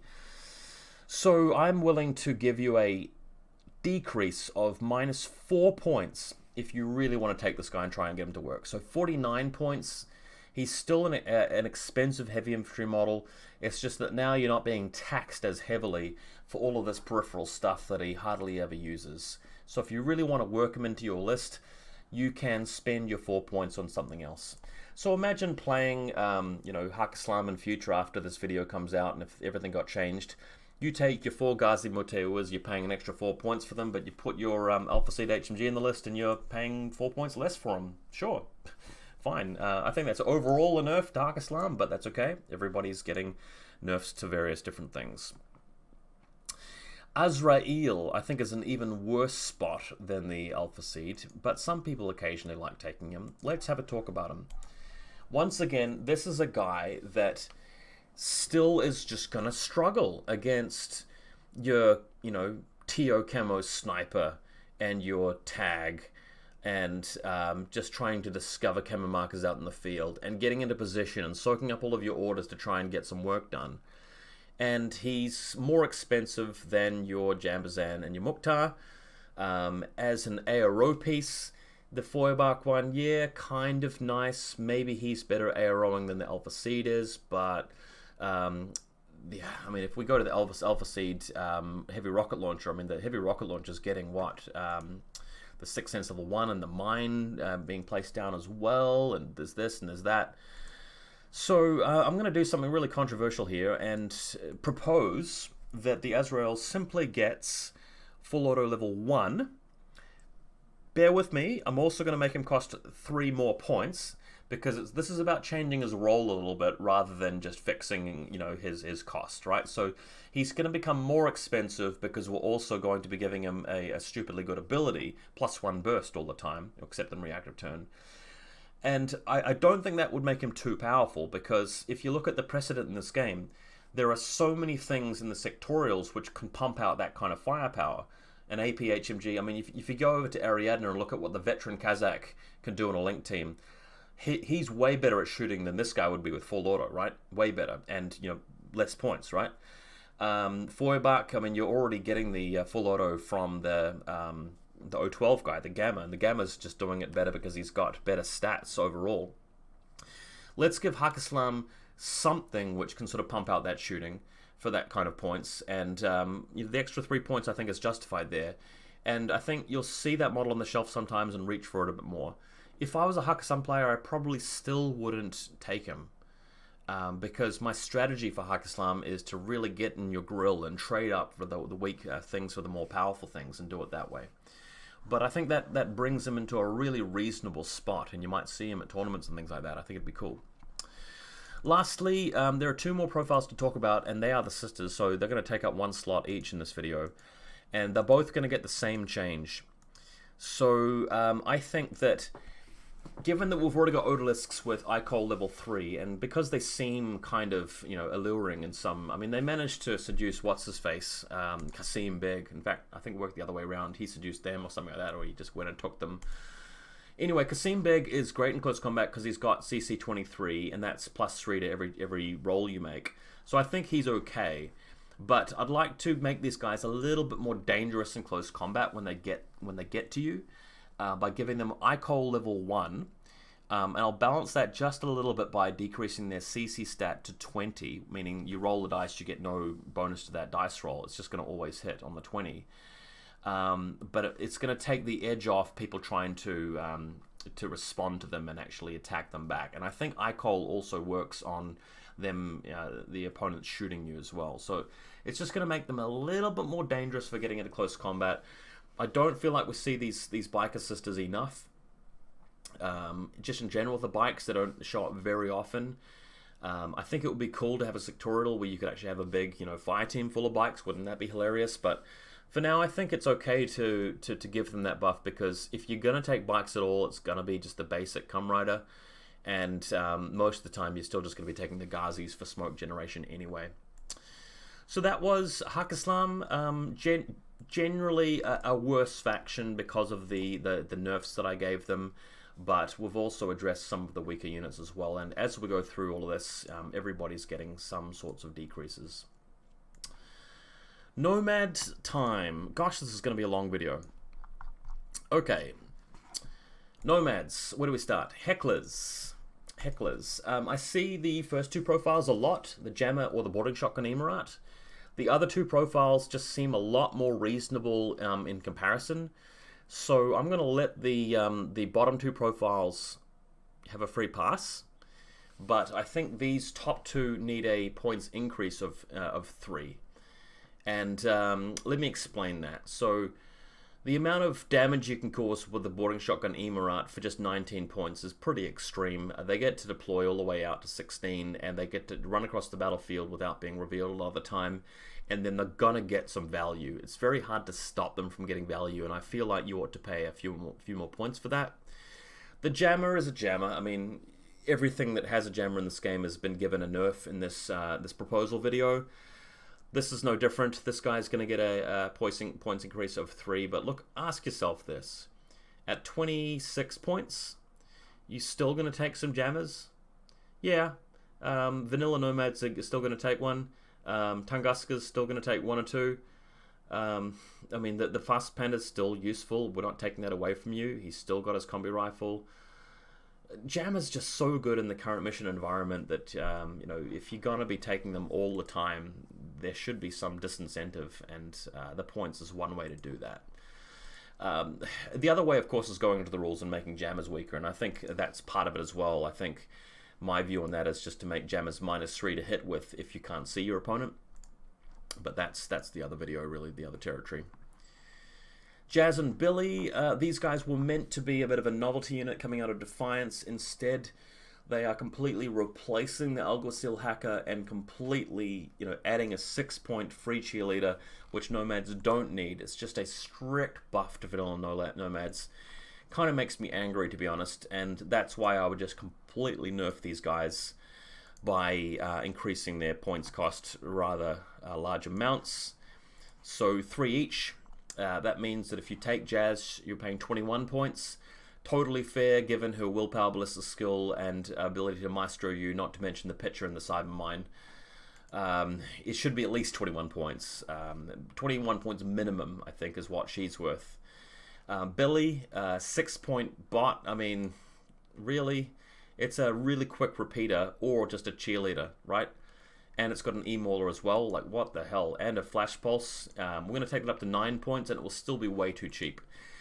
Even with 3 points on each side, as a vanilla Nomad player, I would be taking this little combo all the time, like every single list. That's how serious it kind of is. Puppet Tactica. There's only one small change I want to make with these guys, and that is with the counterintelligence. One thing that annoys me is that you're meant to have this in the Nomad faction in order to, you know, give people the option of taking the troop, like the Puppet Masters themselves. What I see happen a lot of the time are people just taking the Puppet Master himself without the bots, just because with counterintelligence, he's just an absolute steal, the profile. To fix that, I would simply move the counterintelligence ability to be on the puppet bots themselves, meaning that if you want access to counterintelligence, you must take at least one puppet bot. Fixed. Easy. So for people who are already taking the puppet bots, I haven't affected you at all. No changes. Play on. To people who were abusing that by just taking a 12-point puppet master or the mine layer or hacker version just because counterintelligence made your vanilla faction better, well, I'm going to penalize you and force you to take, you know, like a Fort Observer or something like that. Done. Next up, we have Custodians. These guys have such a cool model, and I think they are a pretty useful unit for Bakunin, but you don't see them very often, if at all, because the Intervent is considered to be a lot better. So I would give them a little bit of help. I would take all of the Hacking Device Plus profiles and give them Trinity, because you want to make this unit scary at hacking. You want to give it some clout, and Hacking Device Plus is just going to be a bit weak hacker to hacker. I'd leave the last two profiles the same, because if you really want to have just an anti-tank kind of hacker, that's your go-to. That's what you want to be taking. So leave that the same, but I'd give these top 4 profiles a Trinity, and I've chosen that because that's the weakest of the killer hacking programs for hacker versus hacker. Red Rum's probably the best, followed by Skullbuster. So I don't want to be too egregious about it, but Trinity I think would be okay. I think that would be an acceptable change. Then under the Reverends, we also have the Reverend Healers. nobody plays this guy, or girl I should say. It's got a really sweet model from the Operation Ice Storm pack starter set. I've loved the look of the model and feel of it. I used to play it back in the day when I first started. Oh, but 30 odd points for just a doctor. I mean, yeah, you can go out and fight, but there are other things in your army that are going to be doing that. So let's give it some help. Let's give it Medjector, like we did with, what's her name, from Pano. Medjector, so a little bit better than the Dactarias at shooting from a distance to heal people. It's only a doctor. Let's make it a doctor plus. It might feel like I'm infringing on Hakaslam territory, but Avicenna's already a Doctor Plus, and Nomads can sort of take her. Well, Bakunin can. When you're spending so many points for essentially just a Doctor, you may as well at least get something out of, that to improve your Doctor ability. It's not like she's going to be charging around the battlefield with her 4-2 speed, bashing people in close combat, right? So at least to give her that. And I would even reduce the profiles by 2 points each on top of all of that. She's still a model that you leave at home when you're building your ITS list. You're not going to start taking her all of a sudden with those 3 changes, but at least for people who really want to give her a shot and try to get doctoring and fighting happening, then I've given you something to work with. Wildcats are next on my list. Wildcats are going to get the same treatment as bolts and battle troops, and eventually Druze when I get to them. But these guys not so much, just a 1 point decrease. I feel like these guys are already kind of cheap, and Corregidor have some good things going for them. So I'm not going to be too heavy-handed with a decrease. Just 1 point if you want to play Wildcats, bringing them just a little bit more in line with something that's reasonable. Speaking of 1 point, I'm going to go over to Holomen and do the exact opposite. These guys can all gain 1 point. A lot of you may be saying, yep, these guys are fine. Other people will be saying, nope, they're really not fine and something needs to be done about them and it needs to be on their stats. I just want to make the Holomen Castle, list with 5 or 4 Holomen a little bit leaner. You've got to spend 1 additional point per Holoman for that list, so Tunguska players have to sacrifice something else somewhere to be able to achieve that. I think that's fair. These guys are just so much better than the Mobile Regattas for a similar cost. It's just not funny. To be fair, they should probably go up by like 2 points per profile. I'm only going to propose and suggest 1 point though, because they're a cool unit. They have some small weaknesses like the terrible CC ability, terrible physical stat, that kind of thing. They're pretty bad at getting through a forest, for example. But in the long run, I mean, what they can achieve, though, is just so potent that let's just charge them a little bit more. Gecko. A lot of you guys think the Geckos are fine and balanced, and that's good for you. Very, very fine indeed. I'm only going to suggest some small tweaks here. I would like to see them change from 4-4 speed to 6-2 speed. At Silhouette 6, they're not really a massive tag with long legs, but they're the kind of models that need to be able to run and gun. And I think 4-4 speed means you're spending too much time getting into position to shoot and retreating afterwards that they become just not worth it, even with tactical awareness. So let's make them 6-2 speed, which doesn't slow them down, and it does make them a bit more agile when it comes to the move, shoot rhythm. I would also like to suggest, what if we take out their chain colts and give them chest mines instead? That's going to mean that they have that line of defense against people coming into close combat to make a one-shot attack at them. The chain colt might be reduced there, given that the chest mines run out of ammunition. The geckos can use them for making a close combat attack at +3. It's an interesting change. I know the models themselves probably don't reflect a chest mine, but something to think about. The main change, though, would be the movement speed. Iguana. I've got him here as well. Where's the Iguana? Here we go. So Iguana, I've always felt it's a bit flimsy. The feature of this tag is that it's the only tag with a repeater, and the idea is that you get the Iguana across the battlefield, and you can use the power of your hacking, your massive hacking faction, all of the interventors, to really slam them through the network. Problem with that, though, is that you're potentially moving in ways that the tag itself can get hacked before you even get a chance to use your repeater. I would like to increase the BTS to 9. I think that would be appropriate for a tag that's supposed to be there, you know, in the whole cyber war system. I think if you're designing and building this tag, you're probably trying to buff up its biotechnological defenses as much as possible. So BTS 9, I think, wouldn't sort of change it up a whole heap in terms of its fighting ability. So that would be nice. There are a lot of other tags that have BTS 9 in this game as well. The other thing that I would also help it out with is just to give the HMG armor piercing. Just the flat normal HMG means that for 75 points, it's just really too weak. You know, it's not even a multi-HMG. You're just not really cracking very much. It's terrible against other tags. So let's help it out by giving it at least an armor piercing HMG. I should probably go as far as giving the Iguana operator something cool like a hacking device, but I didn't really think of improving that as well. If you guys think the Iguana operator needs to be improved as well, leave me a comment. I suspect there are a lot of people out there who don't even think the Iguana needs any changes. I do, but I don't want to change it too much. I think there are a lot of people who already consider it usable. Lastly, we've got Morlocks. Just keeping this in line with the nerfs other factions are getting. The chain rifle profiles will all increase by 1 point. All of the profiles that do not have a chain rifle will come down in cost by 1 point. This will mean that Morlocks still get used all the time. It probably won't mean that the non-chain rifle profiles are ever used.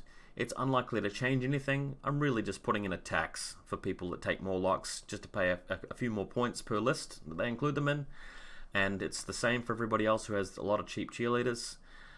If anything, maybe Pano and Aleph benefit from my big patch, so to speak, because they don't have much of this sort of stuff. But then again, those factions are also getting hit with various different nerfs, so you have that.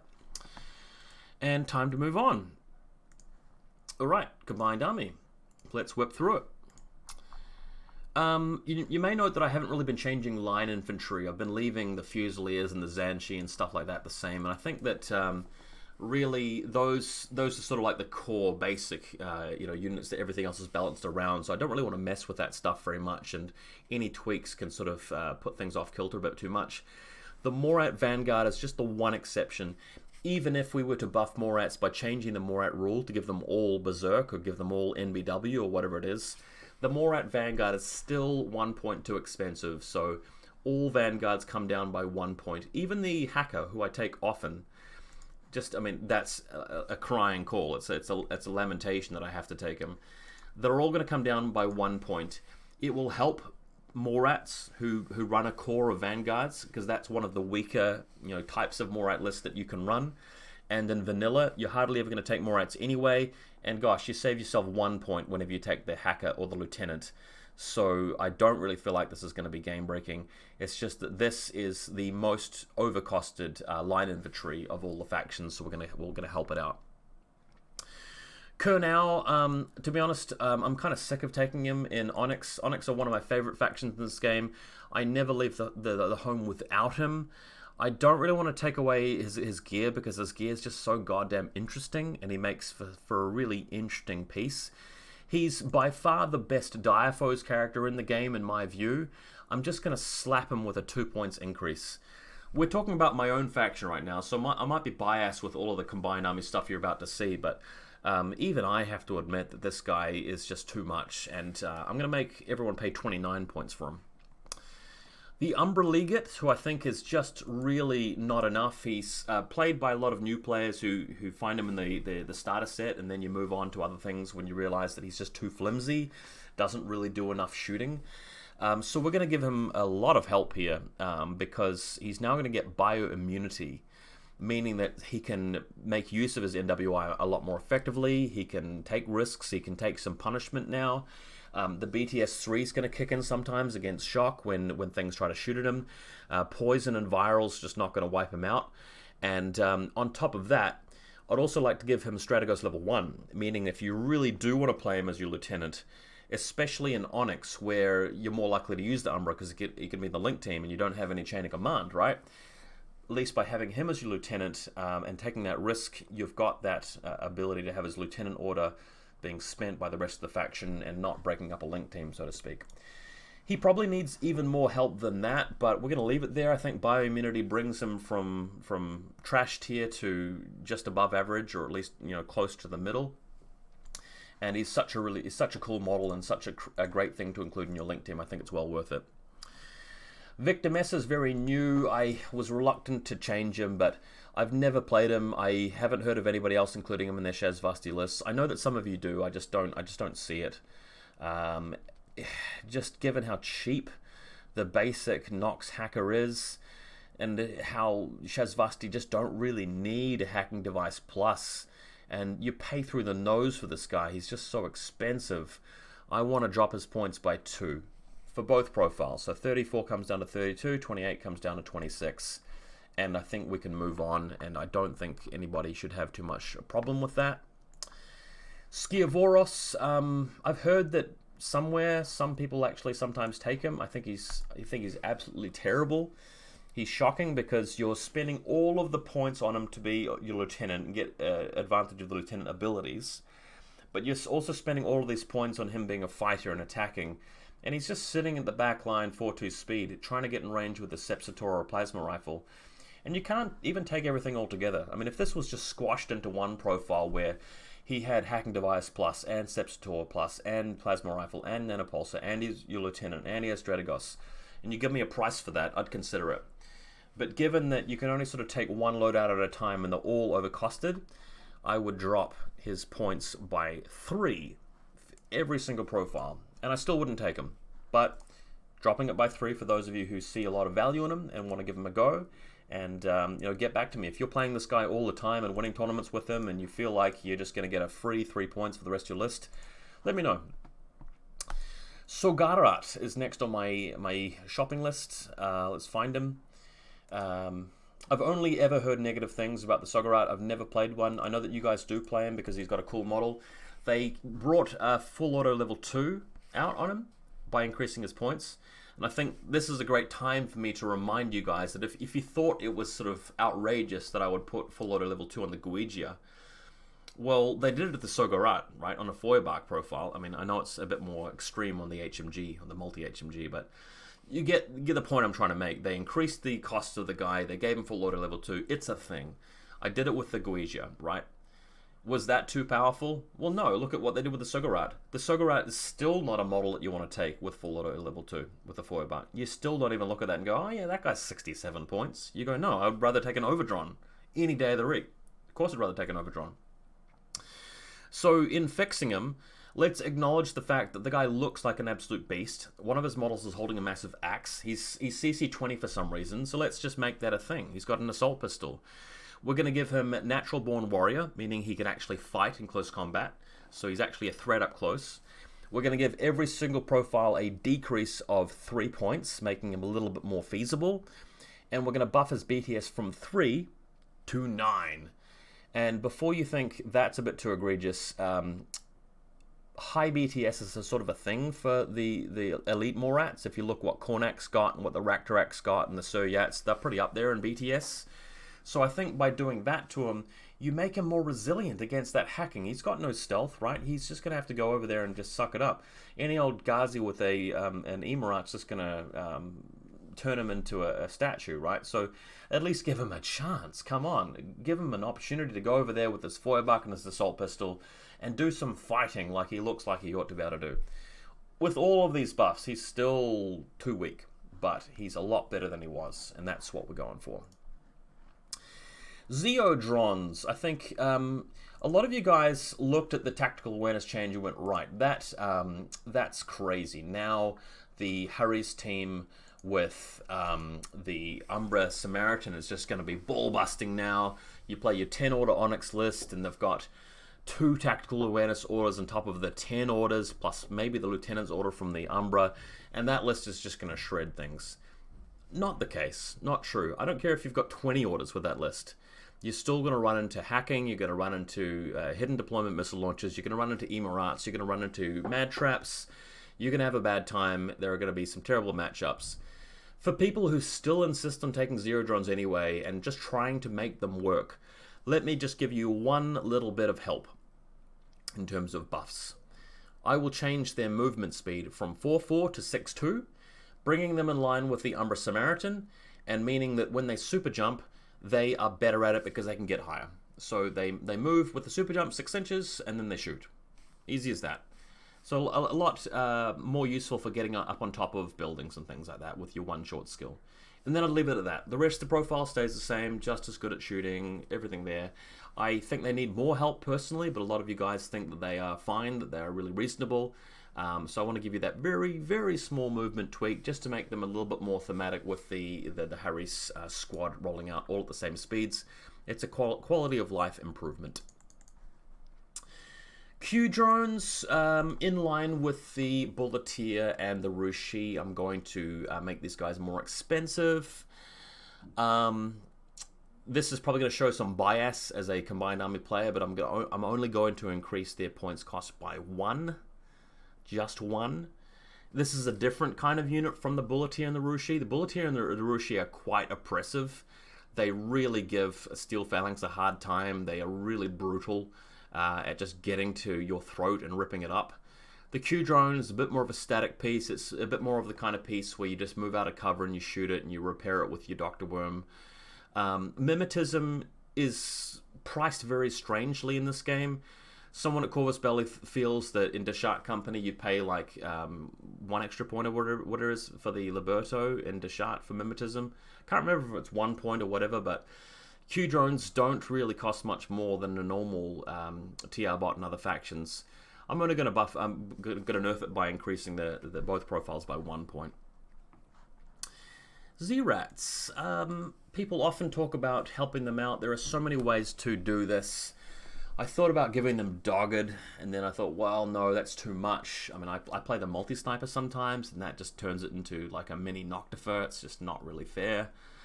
Thought about giving it some sort of camo, but that sort of takes away from the Morat theme. They're not really supposed to be that kind of stealthy unit. You can change the loadouts a bit. They've actually become better now that they've got Red Fury and the Killer Hacker, so they've started to become viable and you see them a bit more.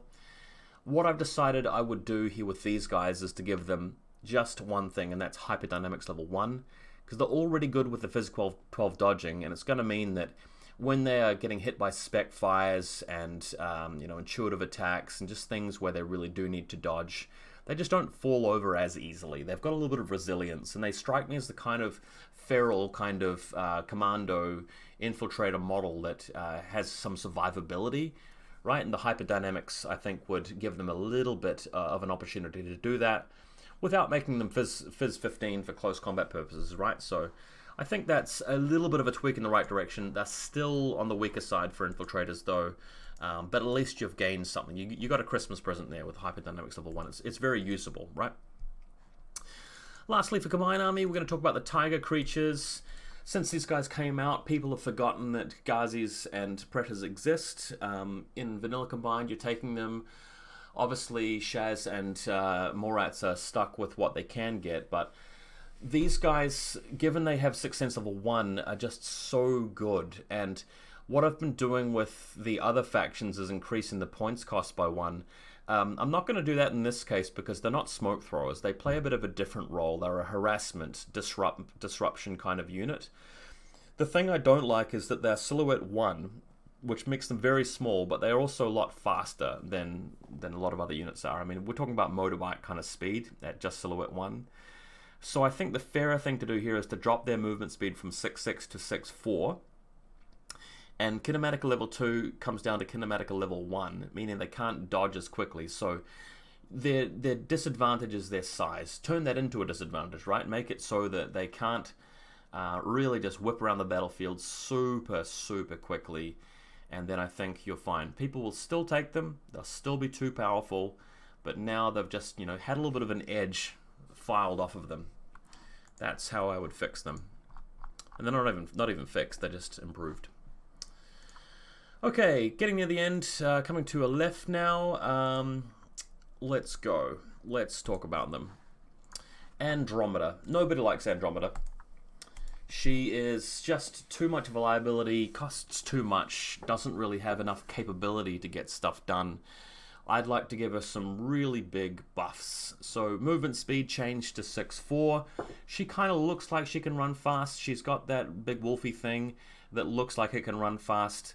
6'4" seems appropriate. Silhouette 4, right? You know, you're probably practicing a lot and getting really good at running. I'm pretty sure she wouldn't be the only thing in the game that can move that quickly from that kind of height. So 6'4" is what she would get. Close combat, a small buff of 1 point to CC 21, meaning that when she gets into close combat, she's getting +1 to every single roll. You just want to give her a bit more incentivization to get in and use her guard level 3, which is a very powerful ability. As it stands, though, the way she's equipped means that you're more likely to be shooting than going into CC with anybody, but I want to incentivize that a little bit more. And for all of the profiles except for the 4 deployment profile, I want to reduce the points by 3. So the first 3 profiles here come down by 3 points. This last one, though, stays the same. And that's because at 4 deployment level 2, it's just barely starting to reach the realm of usability, right? And that's where we want it to be. In OSS, it's got some other profiles, which I wouldn't touch. Just these 3 profiles here, the weaker ones, can be cheaper as a result of this. Apsaras, I think you guys probably find that they're already fine. I would give them a decrease of 1 point per profile, just because it's a whole extra unit there, which is generally just going to be a cheerleader most of the time. Assisted fire level 2 is the way to assisted fire in general is the way to go with OSS really. And I mean, given that this is a model that can appear in vanilla as well, you know, maybe it should just get a buff for vanilla Ariadne, vanilla LF rather than the sectorial. Maybe that's the way to do it. Diomedes I was thinking about recently as well. A little bit like Kirpal Singh, he needs a bit of help, and he needs to be something you really want to invest in. So I would also give him Airborne Deployment Superior Combat Jump, meaning that if you fail and he scatters off the table, he gets to deploy middle of your deployment zone so he can move up and hit them with his multi-rifle Mark 12 rather than just be a write-off for the rest of the game. I think it would also be kind of fun to change his movement speed from 4.4 to 6.2, giving him that boost for super jump and making him a little bit of a better, more superior super jumper compared to the regular Ectromoy. So if you're willing to invest the extra bucks into Diomedes, he can jump a little bit higher, get onto taller roofs, jump over higher obstacles, and when he's doing the running and gunning into the enemy deployment zone, he's able to do it a bit more effectively. And he costs 40 odd points for that. I think you ought to get something for your points. The Agema and Atalanta, I'm going to treat them as the same thing, even though they're different things. Agema and Atalanta, I think both suffer from, you know, being too expensive for what you get out of them, and they're a little bit too flimsy. I know it's kind of sacrilege to give this ability to Aleph, but I think that these guys should be the exception to the rule where they would receive shock immunity. We're not going to give it all to the Myrmidons and stuff like that, but, you know, this is supposed to be a faction where you grow your soldiers in vats and you implant them with brains, and they're very resilient, and yet they don't have shock immunity, so they seem to be very fragile, like they're made out of glass or something like that, so they just shatter when you hit them. Let's make the snipers a bit more resilient to that, so you can deploy in partial cover and watch the table and have a Yudbot next to you and revive you. You're not just going to die to every single long-range shooter that has shock ammunition. I think that would make these guys a bit more usable than they currently are. As it stands, they're just a bit too paper thin, a little bit too vulnerable to, you know, your investment just being deleted. Posthumans, you know, top 3, top 5 most egregiously overpowered things in the game, but it's only because of the problem profiles, most notably the Proxy Mark II. I'm really gonna give these guys a big hit, a big slap in the face, and tell you that, and this is not enough for them, but I'm gonna increase both profiles by 5 points. You must pay 29 points for the sniper, 26 points for the assault hacker. I would still take them any day of the week. They're going to be in, one of these guys is going to be in every single OSS and vanilla area, Villa and vanilla LF list all the time. So that needs to be penalized. They're just too good not to take. We have to do something about that. The other one that's kind of a problem that you see almost all the time is the Mark V. I think I'm going to leave the rest of them alone. The Mark V SMG profile, which everybody takes if they can. I mean, if you've got 10 points, it's always going on this guy. Let's make him additional 3 points. You've got to spend 13 points on him. It starts to feel a bit fairer. You're not going to stop posthumans from being broken with these changes. People are still going to take them. It's just a bit more of a tax on them. Other factions are getting nerfs in this context. Let's just go ahead and do it. We'll leave the Mark IV and the Mark I the same. People don't usually take the Mark III. That can stay the same. Take some different choices one of these days. Let's hope that infiNity eventually gets to that point. I want to talk about the Asura real quick. I feel like the fix to the Asura, I mean, it's been a problem unit for a long time. The fix isn't really so much about the stats and the gear. It's more about the way that Multispectral Visor level 3 works. If you watched my video from last week, I did say that I thought that MSV3 ought to be able to shoot camo markers without revealing them. Like, you just get to shoot them and reveal them at the same time for free. If that was implemented, the Asura then becomes usable. We don't need to change the stats. It's worth the points. It becomes this iconic unit which you see a lot more on the table, as you should. That's the way to fix it. I still want to talk about it though, because even if you made those changes, I think that the hacking profile still needs a little bit of help. And the reason why I feel that is because this is a day and the age where anybody with a Petra and Maestro can just really wreck you. So when we're talking about Gabriel D Fersen, we need to give the Asura some help against that. So in this case, I think just make her a little bit cheaper, because she's at least got the red rum to be able to fend off attacks like that, and she's got BTS 6. But I want to give a little bit of relief to people who are trying to make that work. You know, you're just running a combi rifle in this case, or a multi-rifle in this case, which she's not very good with to begin with. The hacking, not specifically that useful. She's having to compete with the Danibus now. So let's subtract a few points off this. I mean, I'd still be taking the Spitfire all the time. But if you really want the combi rifle or multi-rifle hacking device plus, I'm just going to ease that off by a few points. Speaking of points reductions, Hector, I almost never see him in vanilla LF. I keep saying Ariadna. And in Steel Phalanx, I feel like he's a mistake to take at the moment. He's just too expensive for what you get out of him. Let's just dial it back a little bit. We'll reduce the points.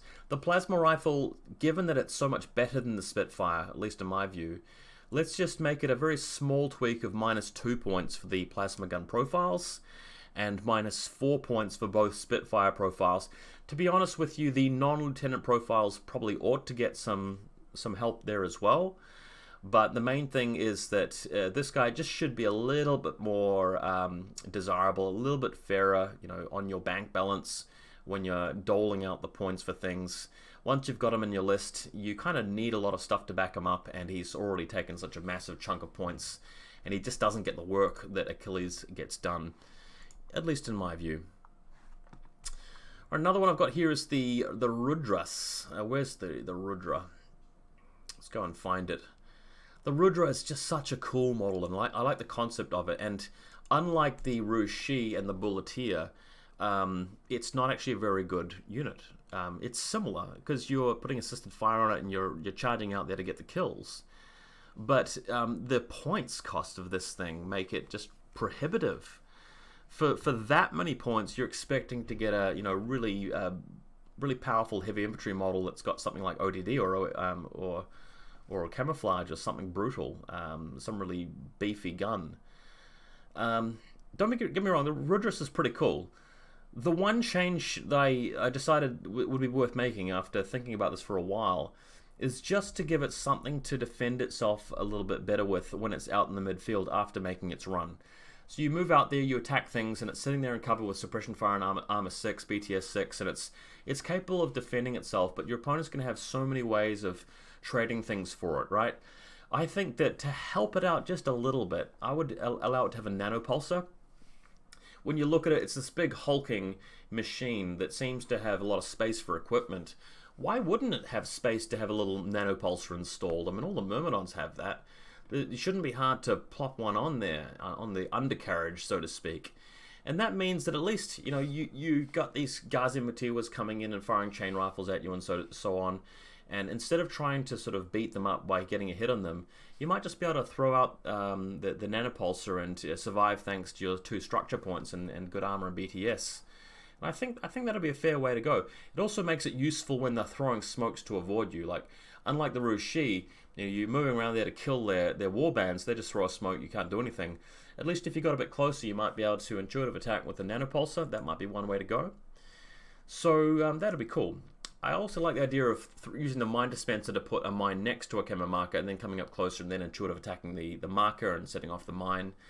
Just gives this guy a little bit more bite.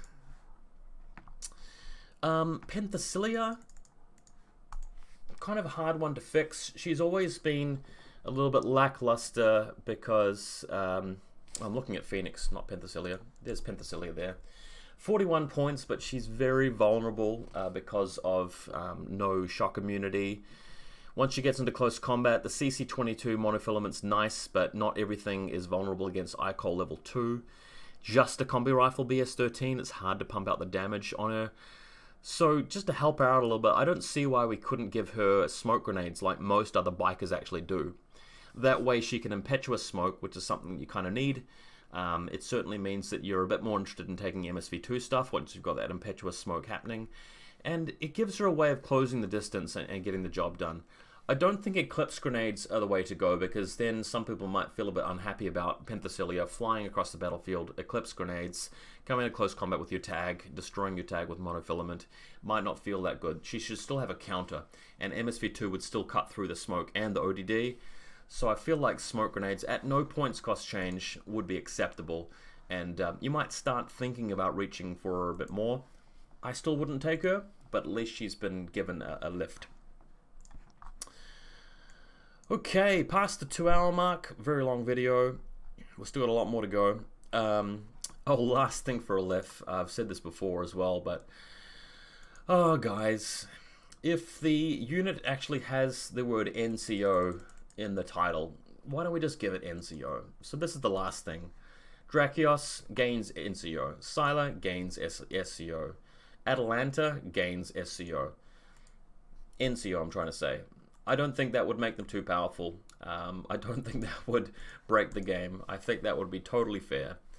And you know, you don't see that many lieutenant level 2s, and if you really want to take an Asura level 2, by all means, all the power to you. That's all I'm going to change for Aleph for now.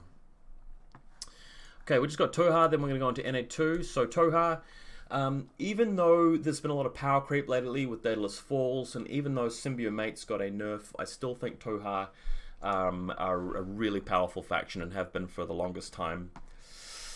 There are going to be a lot of nerfs to Toha, to be honest, but let's just go through it one at a time. Long Arms, one of the worst, weakest units in the game.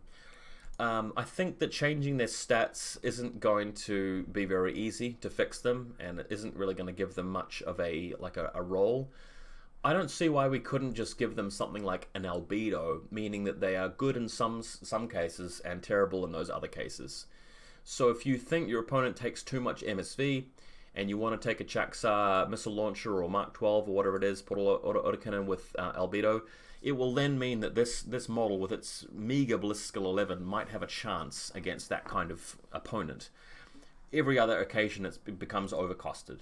So giving this thing albedo means that you sometimes would see it on the table. So we're going from never seeing it all to sometimes seeing it. We're not making it broken. I think it'll be fair. Kael'thar has already been nerfed with Symbiomates changing, although Symbiomates still need more of a fix, as I said in the last video. There's only a very subtle tweak I want to make here to make these guys a little bit more taxed, a bit more punished. And that is to take the chain of command profile from the light shotgun profile and move it to the combi rifle here that has Symbiobombs. Meaning that to take chain of command as well, you're having to pay the points for the combi rifle. If you aren't willing to pay the extra points, then you don't get chain of command. Simple as that.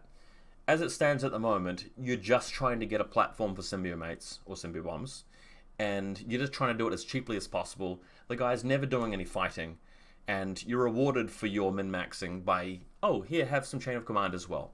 I'm going to take that away from you. I'm going to say, Toha players, if you really want chain of command, you've got to pay those extra points. Otherwise, you're going to face the same challenges that other factions can and should face, and that is that they have to protect their lieutenant a bit better. Coattail, I still think the Coattail is a little bit too strong. It's one of those Holo Projector level 2 units where the Holo Projector isn't really needed. It's just this little thing which clears out mines and crazy koalas for you. While this guy's running across the battlefield with a Symbiote on him, 6-4 speed, and just thrashing you with his combi rifles and Spitfire. I would increase the profiles by 1 point, just to punish that a little bit. I think that maybe the boarding shotgun and single combi rifle profile don't need it as much, but the other ones, let's just bump them up a point, because this is a really strong profile in my view. Speaking of strong profiles, the Sukiul Commandos. I couldn't believe this unit when it first came out. It's somehow a light infantry, yet super resilient because of symbiomates and because of its symbiote armor profile. Let's just give it some very small nerfs, nothing too massive. I want to say that when you damage it finally, after stripping the symbiote and after, you know, cutting through the first layer of armor, I think you should be penalized, not just going from armor 2 to armor 0 and Phys 11 to Phys 10. We're going to subtract 1 point of ballistic skill from your inactive symbiote armor, meaning that you're a little bit worse after your opponent has pummeled you that much. Because let's face it, you're always going to have a symbiote. In addition to that, I also want to make your HMG and missile launcher profiles cost an extra 2 points. Sorry guys, but I think that the HMG and missile launcher are still well worth taking even after those additions. It's just such a good unit with that mimetism on there. BS-13, symbiote, symbiote armor, the link bonus. Ugh. I would always be taking Sukiuls when I play Toha, and I think that they need to have that tweak. Still very much usable, still very powerful after those changes. Gabriel would be getting something similar. The inactive profile goes -1 ballistic skill, and again I say that because it's just going to take so much to get you to that point anyway.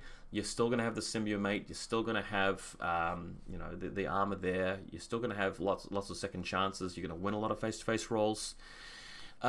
Everything that's not the sniper rifle profile though, or Spitfire, is going to actually get a buff. I'm going to decrease the points of the combi rifle, boarding shotgun, and lieutenant here as well, just because you almost never see those profiles, and to be honest, they are a little bit of a underuse of the unit. So I'm going to reward people who try something a bit different by subtracting a point from those other profiles.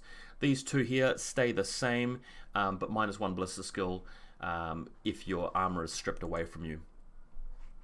Takuls, I think that most people would agree that they're fine. I never see them. I never hear about them being used. Symbiote bugs are kind of cool, but the problem is here that you're spending a huge amount of points on something which is not a Sukiul, not a Sakiel, not an Ektros, not something which really does the brutal kind of fighting and heavy firepower as similar units. And for some reason the active armor is 4-2 speed. Like, what is up with that? I am willing to let's play it this way. Either you can have 4-4 speed, or you can keep the 4-2 speed and decrease all of your points by 2. All of the profiles go down 2 points. I think that would be a step in the right direction for the Takuls. Gorgos, we're just going to do something crazy here. And I'd like to say that the Gorgos can have possession immunity, just like the Avatar. So there's a precedent for it already in infiNity. We know what that looks like. But with the Gorgos, I'm willing to let you guys, you know, not worry about being possessed. And I feel like that's justifiable. This is not a very powerful tag, given that it's only got a Spitfire. And I like to think that Toha technology and Toha builds is just so much different from everybody else's that when it comes to possessing somebody else's mind or their equipment or controlling their tag, it's not something you can just do purely from designing a piece of software, like a hacking program.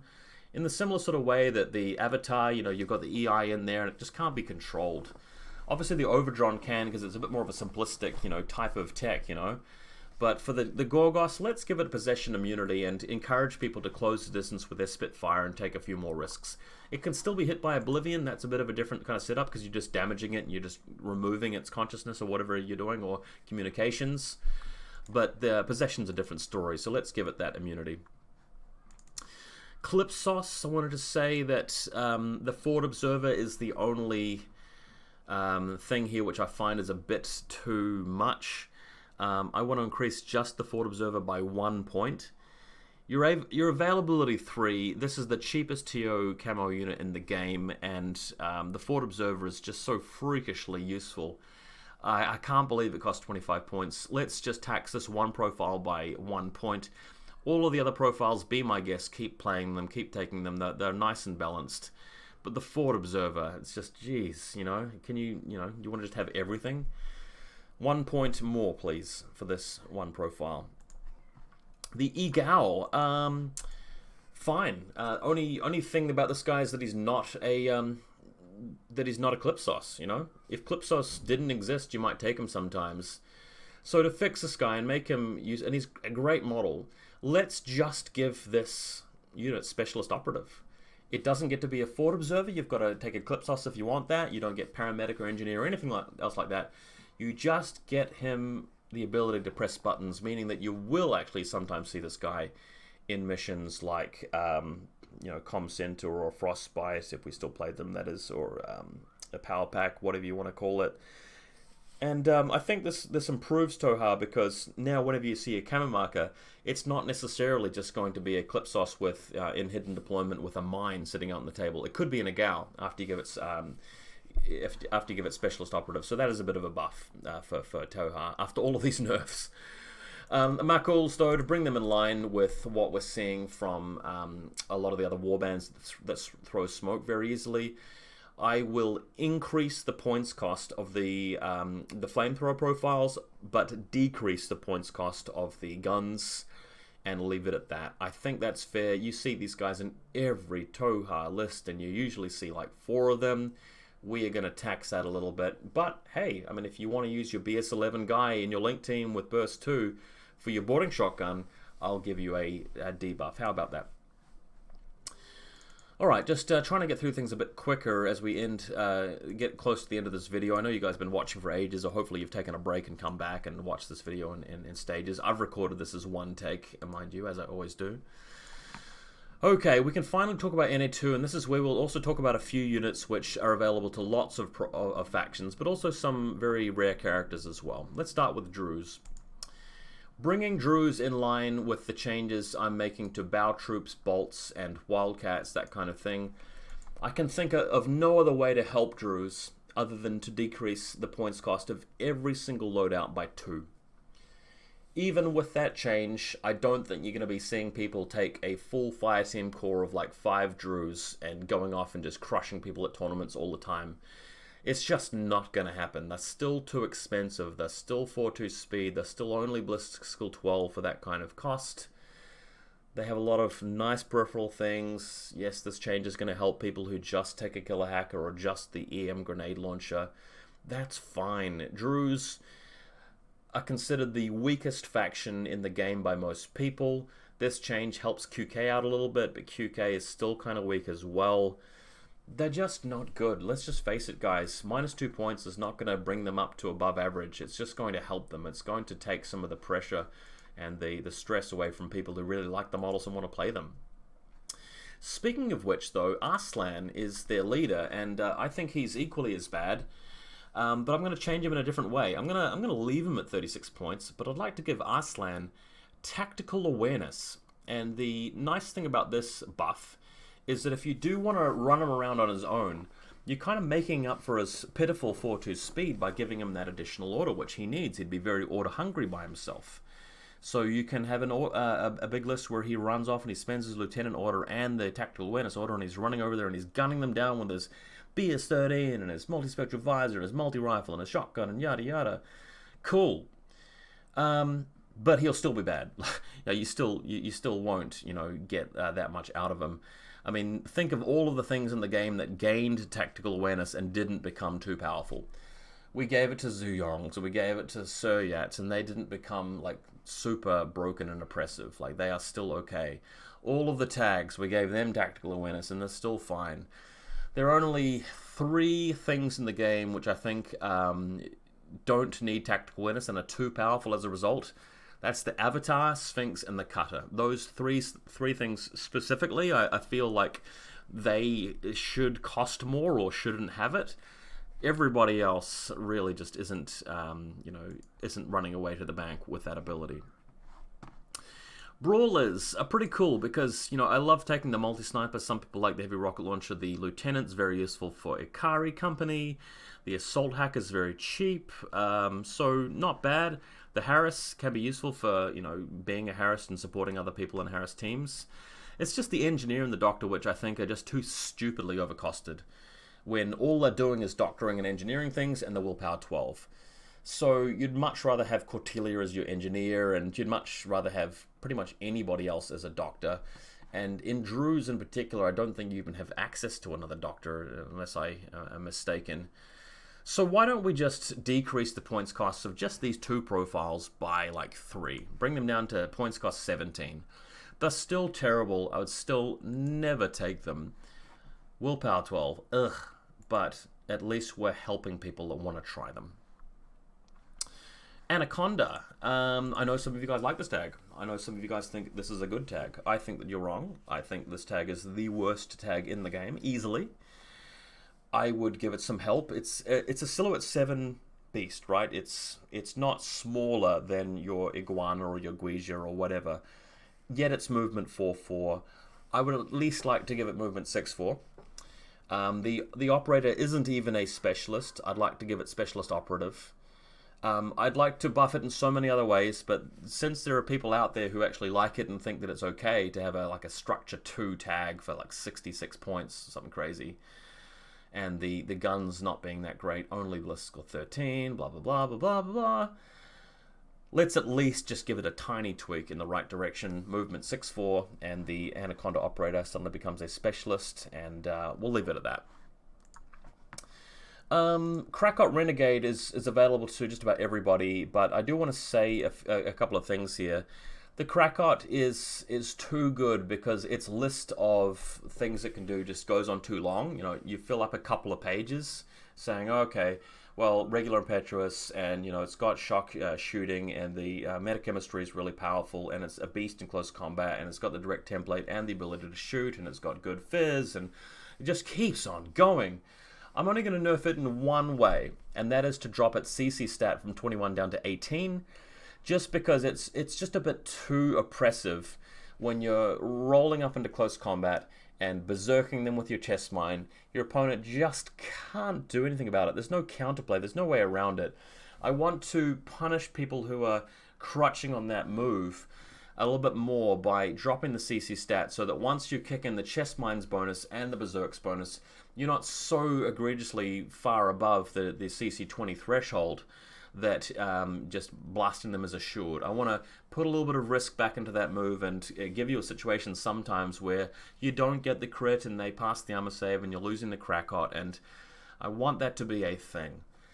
This guy is just so useful for vanilla Aleph, vanilla Yuching, vanilla Pan-Oceania. You still see him in some combined armies. And CC dropping to 18 is not going to change that. Man, Krakot Renegade's so freakishly good, and you've seen them so many times in my bat rips. Okay, it's finally time to talk about another really huge one of the biggest names in this whole video. It's taken us 2 hours and 17 minutes to get to it, and that is the Liberto. Too good not to take. It's in every vanilla faction that can take it. You take it in vanilla Aleph, and vanilla Yuching, and vanilla Pan-Oceania especially, and even vanilla Ariadna, and Ikari always takes it, and Deshat of course takes 2 of them, and it's just so freaking broken at this points cost. And why is this the case? I mean, let's put all the stats aside. What would you want this unit to be like? What would you want? What effect would you want it to have in infiNity? Would you want there to be this, mercenary fighter that's more desirable than all of your faction stuff? You're a Pano player and you click on the Liberto to be on your list before you add the Swiss Guard or the Aquila Guard or the Bulleteer or whatever you have. Is that what we're going for here? No. This ought to be a more exotic unit where you show up to your game and you say, oh, your opponent's got a Liberto, that's cool. You know, they're trying that unit out, they're trying to get it to work. That's sort of where you'd want it to sit. But as it stands, it's just got so much disruption potential and ability out in the midfield to give you advantages in the game for next to nothing. It's just dirt cheap. I am going to go ahead and change the mine layer profile from 10 points to 16 points, a increase of 6 points. Once we do that, people would look at that and go, well, it's availability 1, I'm still going to take a Liberto anyway. Now it's just a choice of, do I take the mine layer or the non-mine layer profile? 16 points or 8 points? What do I go for? Well, the submachine gun chain cult DEP is still going to be plenty impactful out in the midfield. It's still got dogged. I might take that a whole lot more. So therefore, I will increase the profile for the SMG by 4 points, making you pay 12 points for it. Pano players are still going to get a regular order one through Joan. Aleph is still going to get a really powerful warband type unit out there, which can trade up really well, and they support it with their posthumans and all that good stuff. You're still going to take a Liberto every list, most likely, but with these increases, it makes it more a situation of, well, actually, you know, 14 points, I could get a doctor. I mean, I might have something else which could provide the sort of role. Maybe I won't take him. It just brings it down to a level which is a bit more reasonable, you know what I'm saying? A bit fairer. One other thing about the Liberto, I would go to Deschart Company and remove the mimetism profiles. If you really want, you can have the availability 2 in Deschart. I think that's still too much. I think that should be availability 1 because Deschart is so good even without Libertos. But at the very least, I don't see why they should have a mimetism profile when they're already like one of the best factions, if not the best faction in the game. I want to jump over to Japanese Secessionist Army and just talk about a profile that only appears in JSA, and it's a new profile. It is the Karoshi Rider. This idea is not mine, so full credit to whoever else mentioned this. I did not come up with this idea. I was reading the forum one time, and somebody on the forum said, hey, you know, I know it sounds weird, but surely we could add something in the fluff, you know, how this model has some sort of mystic background and really weird religious beliefs and rituals that it performs and so forth. And what if we were to somehow justify that big scythe it has, allowing it to have Prothion level 1, which is a Shazvasti ability specific to them where they, you know, gain the life out of corpses. Imagine the Karoshi Rider with that ability. Well, you know, it's pretty good at getting into close combat. It's got no smoke, but, you know, it can get there. And as you round the corner and get blasted by that mine, you CC22 them and Prothion level 1 and eat a wound back, and suddenly you're back in the fight. That makes this model really appealing and really viable all of a sudden. At the moment, it's a bit too weak. But that one rules change would make it interesting, it would make it cool, I think thematic, I think is fine, it's got the big scythe, and I don't think it would make it broken. So whoever suggested that on the forums, thank you, I loved that idea. I think they should actually implement that. I wanted to talk about Nauf, actually. Nauf, I love the comic book, the manga, really cool character, great model, I've never seen him take him except for once when somebody was just experimenting when he first came out. He's just a little bit weaker or more overcost than all of the other factions' snipers, so most factions are going to have a sniper they prefer. Give him an armor increase of 1, so he's a bit of a buffer sniper, a bit more like a Nis, and decrease his points by 1, and then just put him back out in the wild and see if people take him. I still don't think he's worth it, but for people willing to try him and people wanting to put that model on the table, you're getting a little bit of a reward without making him too powerful with those small incremental changes. Hannibal in Foreign Company is the only faction that he appears in. Hannibal is really, really cool. Unfortunately, the A-team is the only situation where I'd really use him, and even then he's kind of bad. I would give him a points decrease of 3 for all profiles except for the Lieutenant profile, which is the only one you take anyway, which only gets a 2-point decrease because it's already kind of useful. So 2 points reduced there. Honestly, though, guys, the better way to fix them would just be to make them wildcard. I mean, all of the other factions seem to have all these brilliant wildcards, whereas Foreign Company just have all these particular, you know, rules and restrictions as to what fire teams can be formed. If this guy was a wild card, you could put him in, like, the Harris, various things. He could join, not Brawlers, for some reason they can't be there. The Securitate basic link team you could have led by Hannibal. That would mean that you'd probably take that link team more often, but at least you'd see that very rare and very cool and interesting character there. Imagine Securitates plus CSU plus Hannibal. Then you actually have a really interesting and unique kind of fire team that is actually kind of powerful, and you see Foreign Company become a lot more useful. Oh, we're nearly at the end. McMurray is the last profile I wanted to bring up, and God, McMurray just, it's got to be top 5 most overpowered things in this game at the moment. You don't need to change much, for God's sake.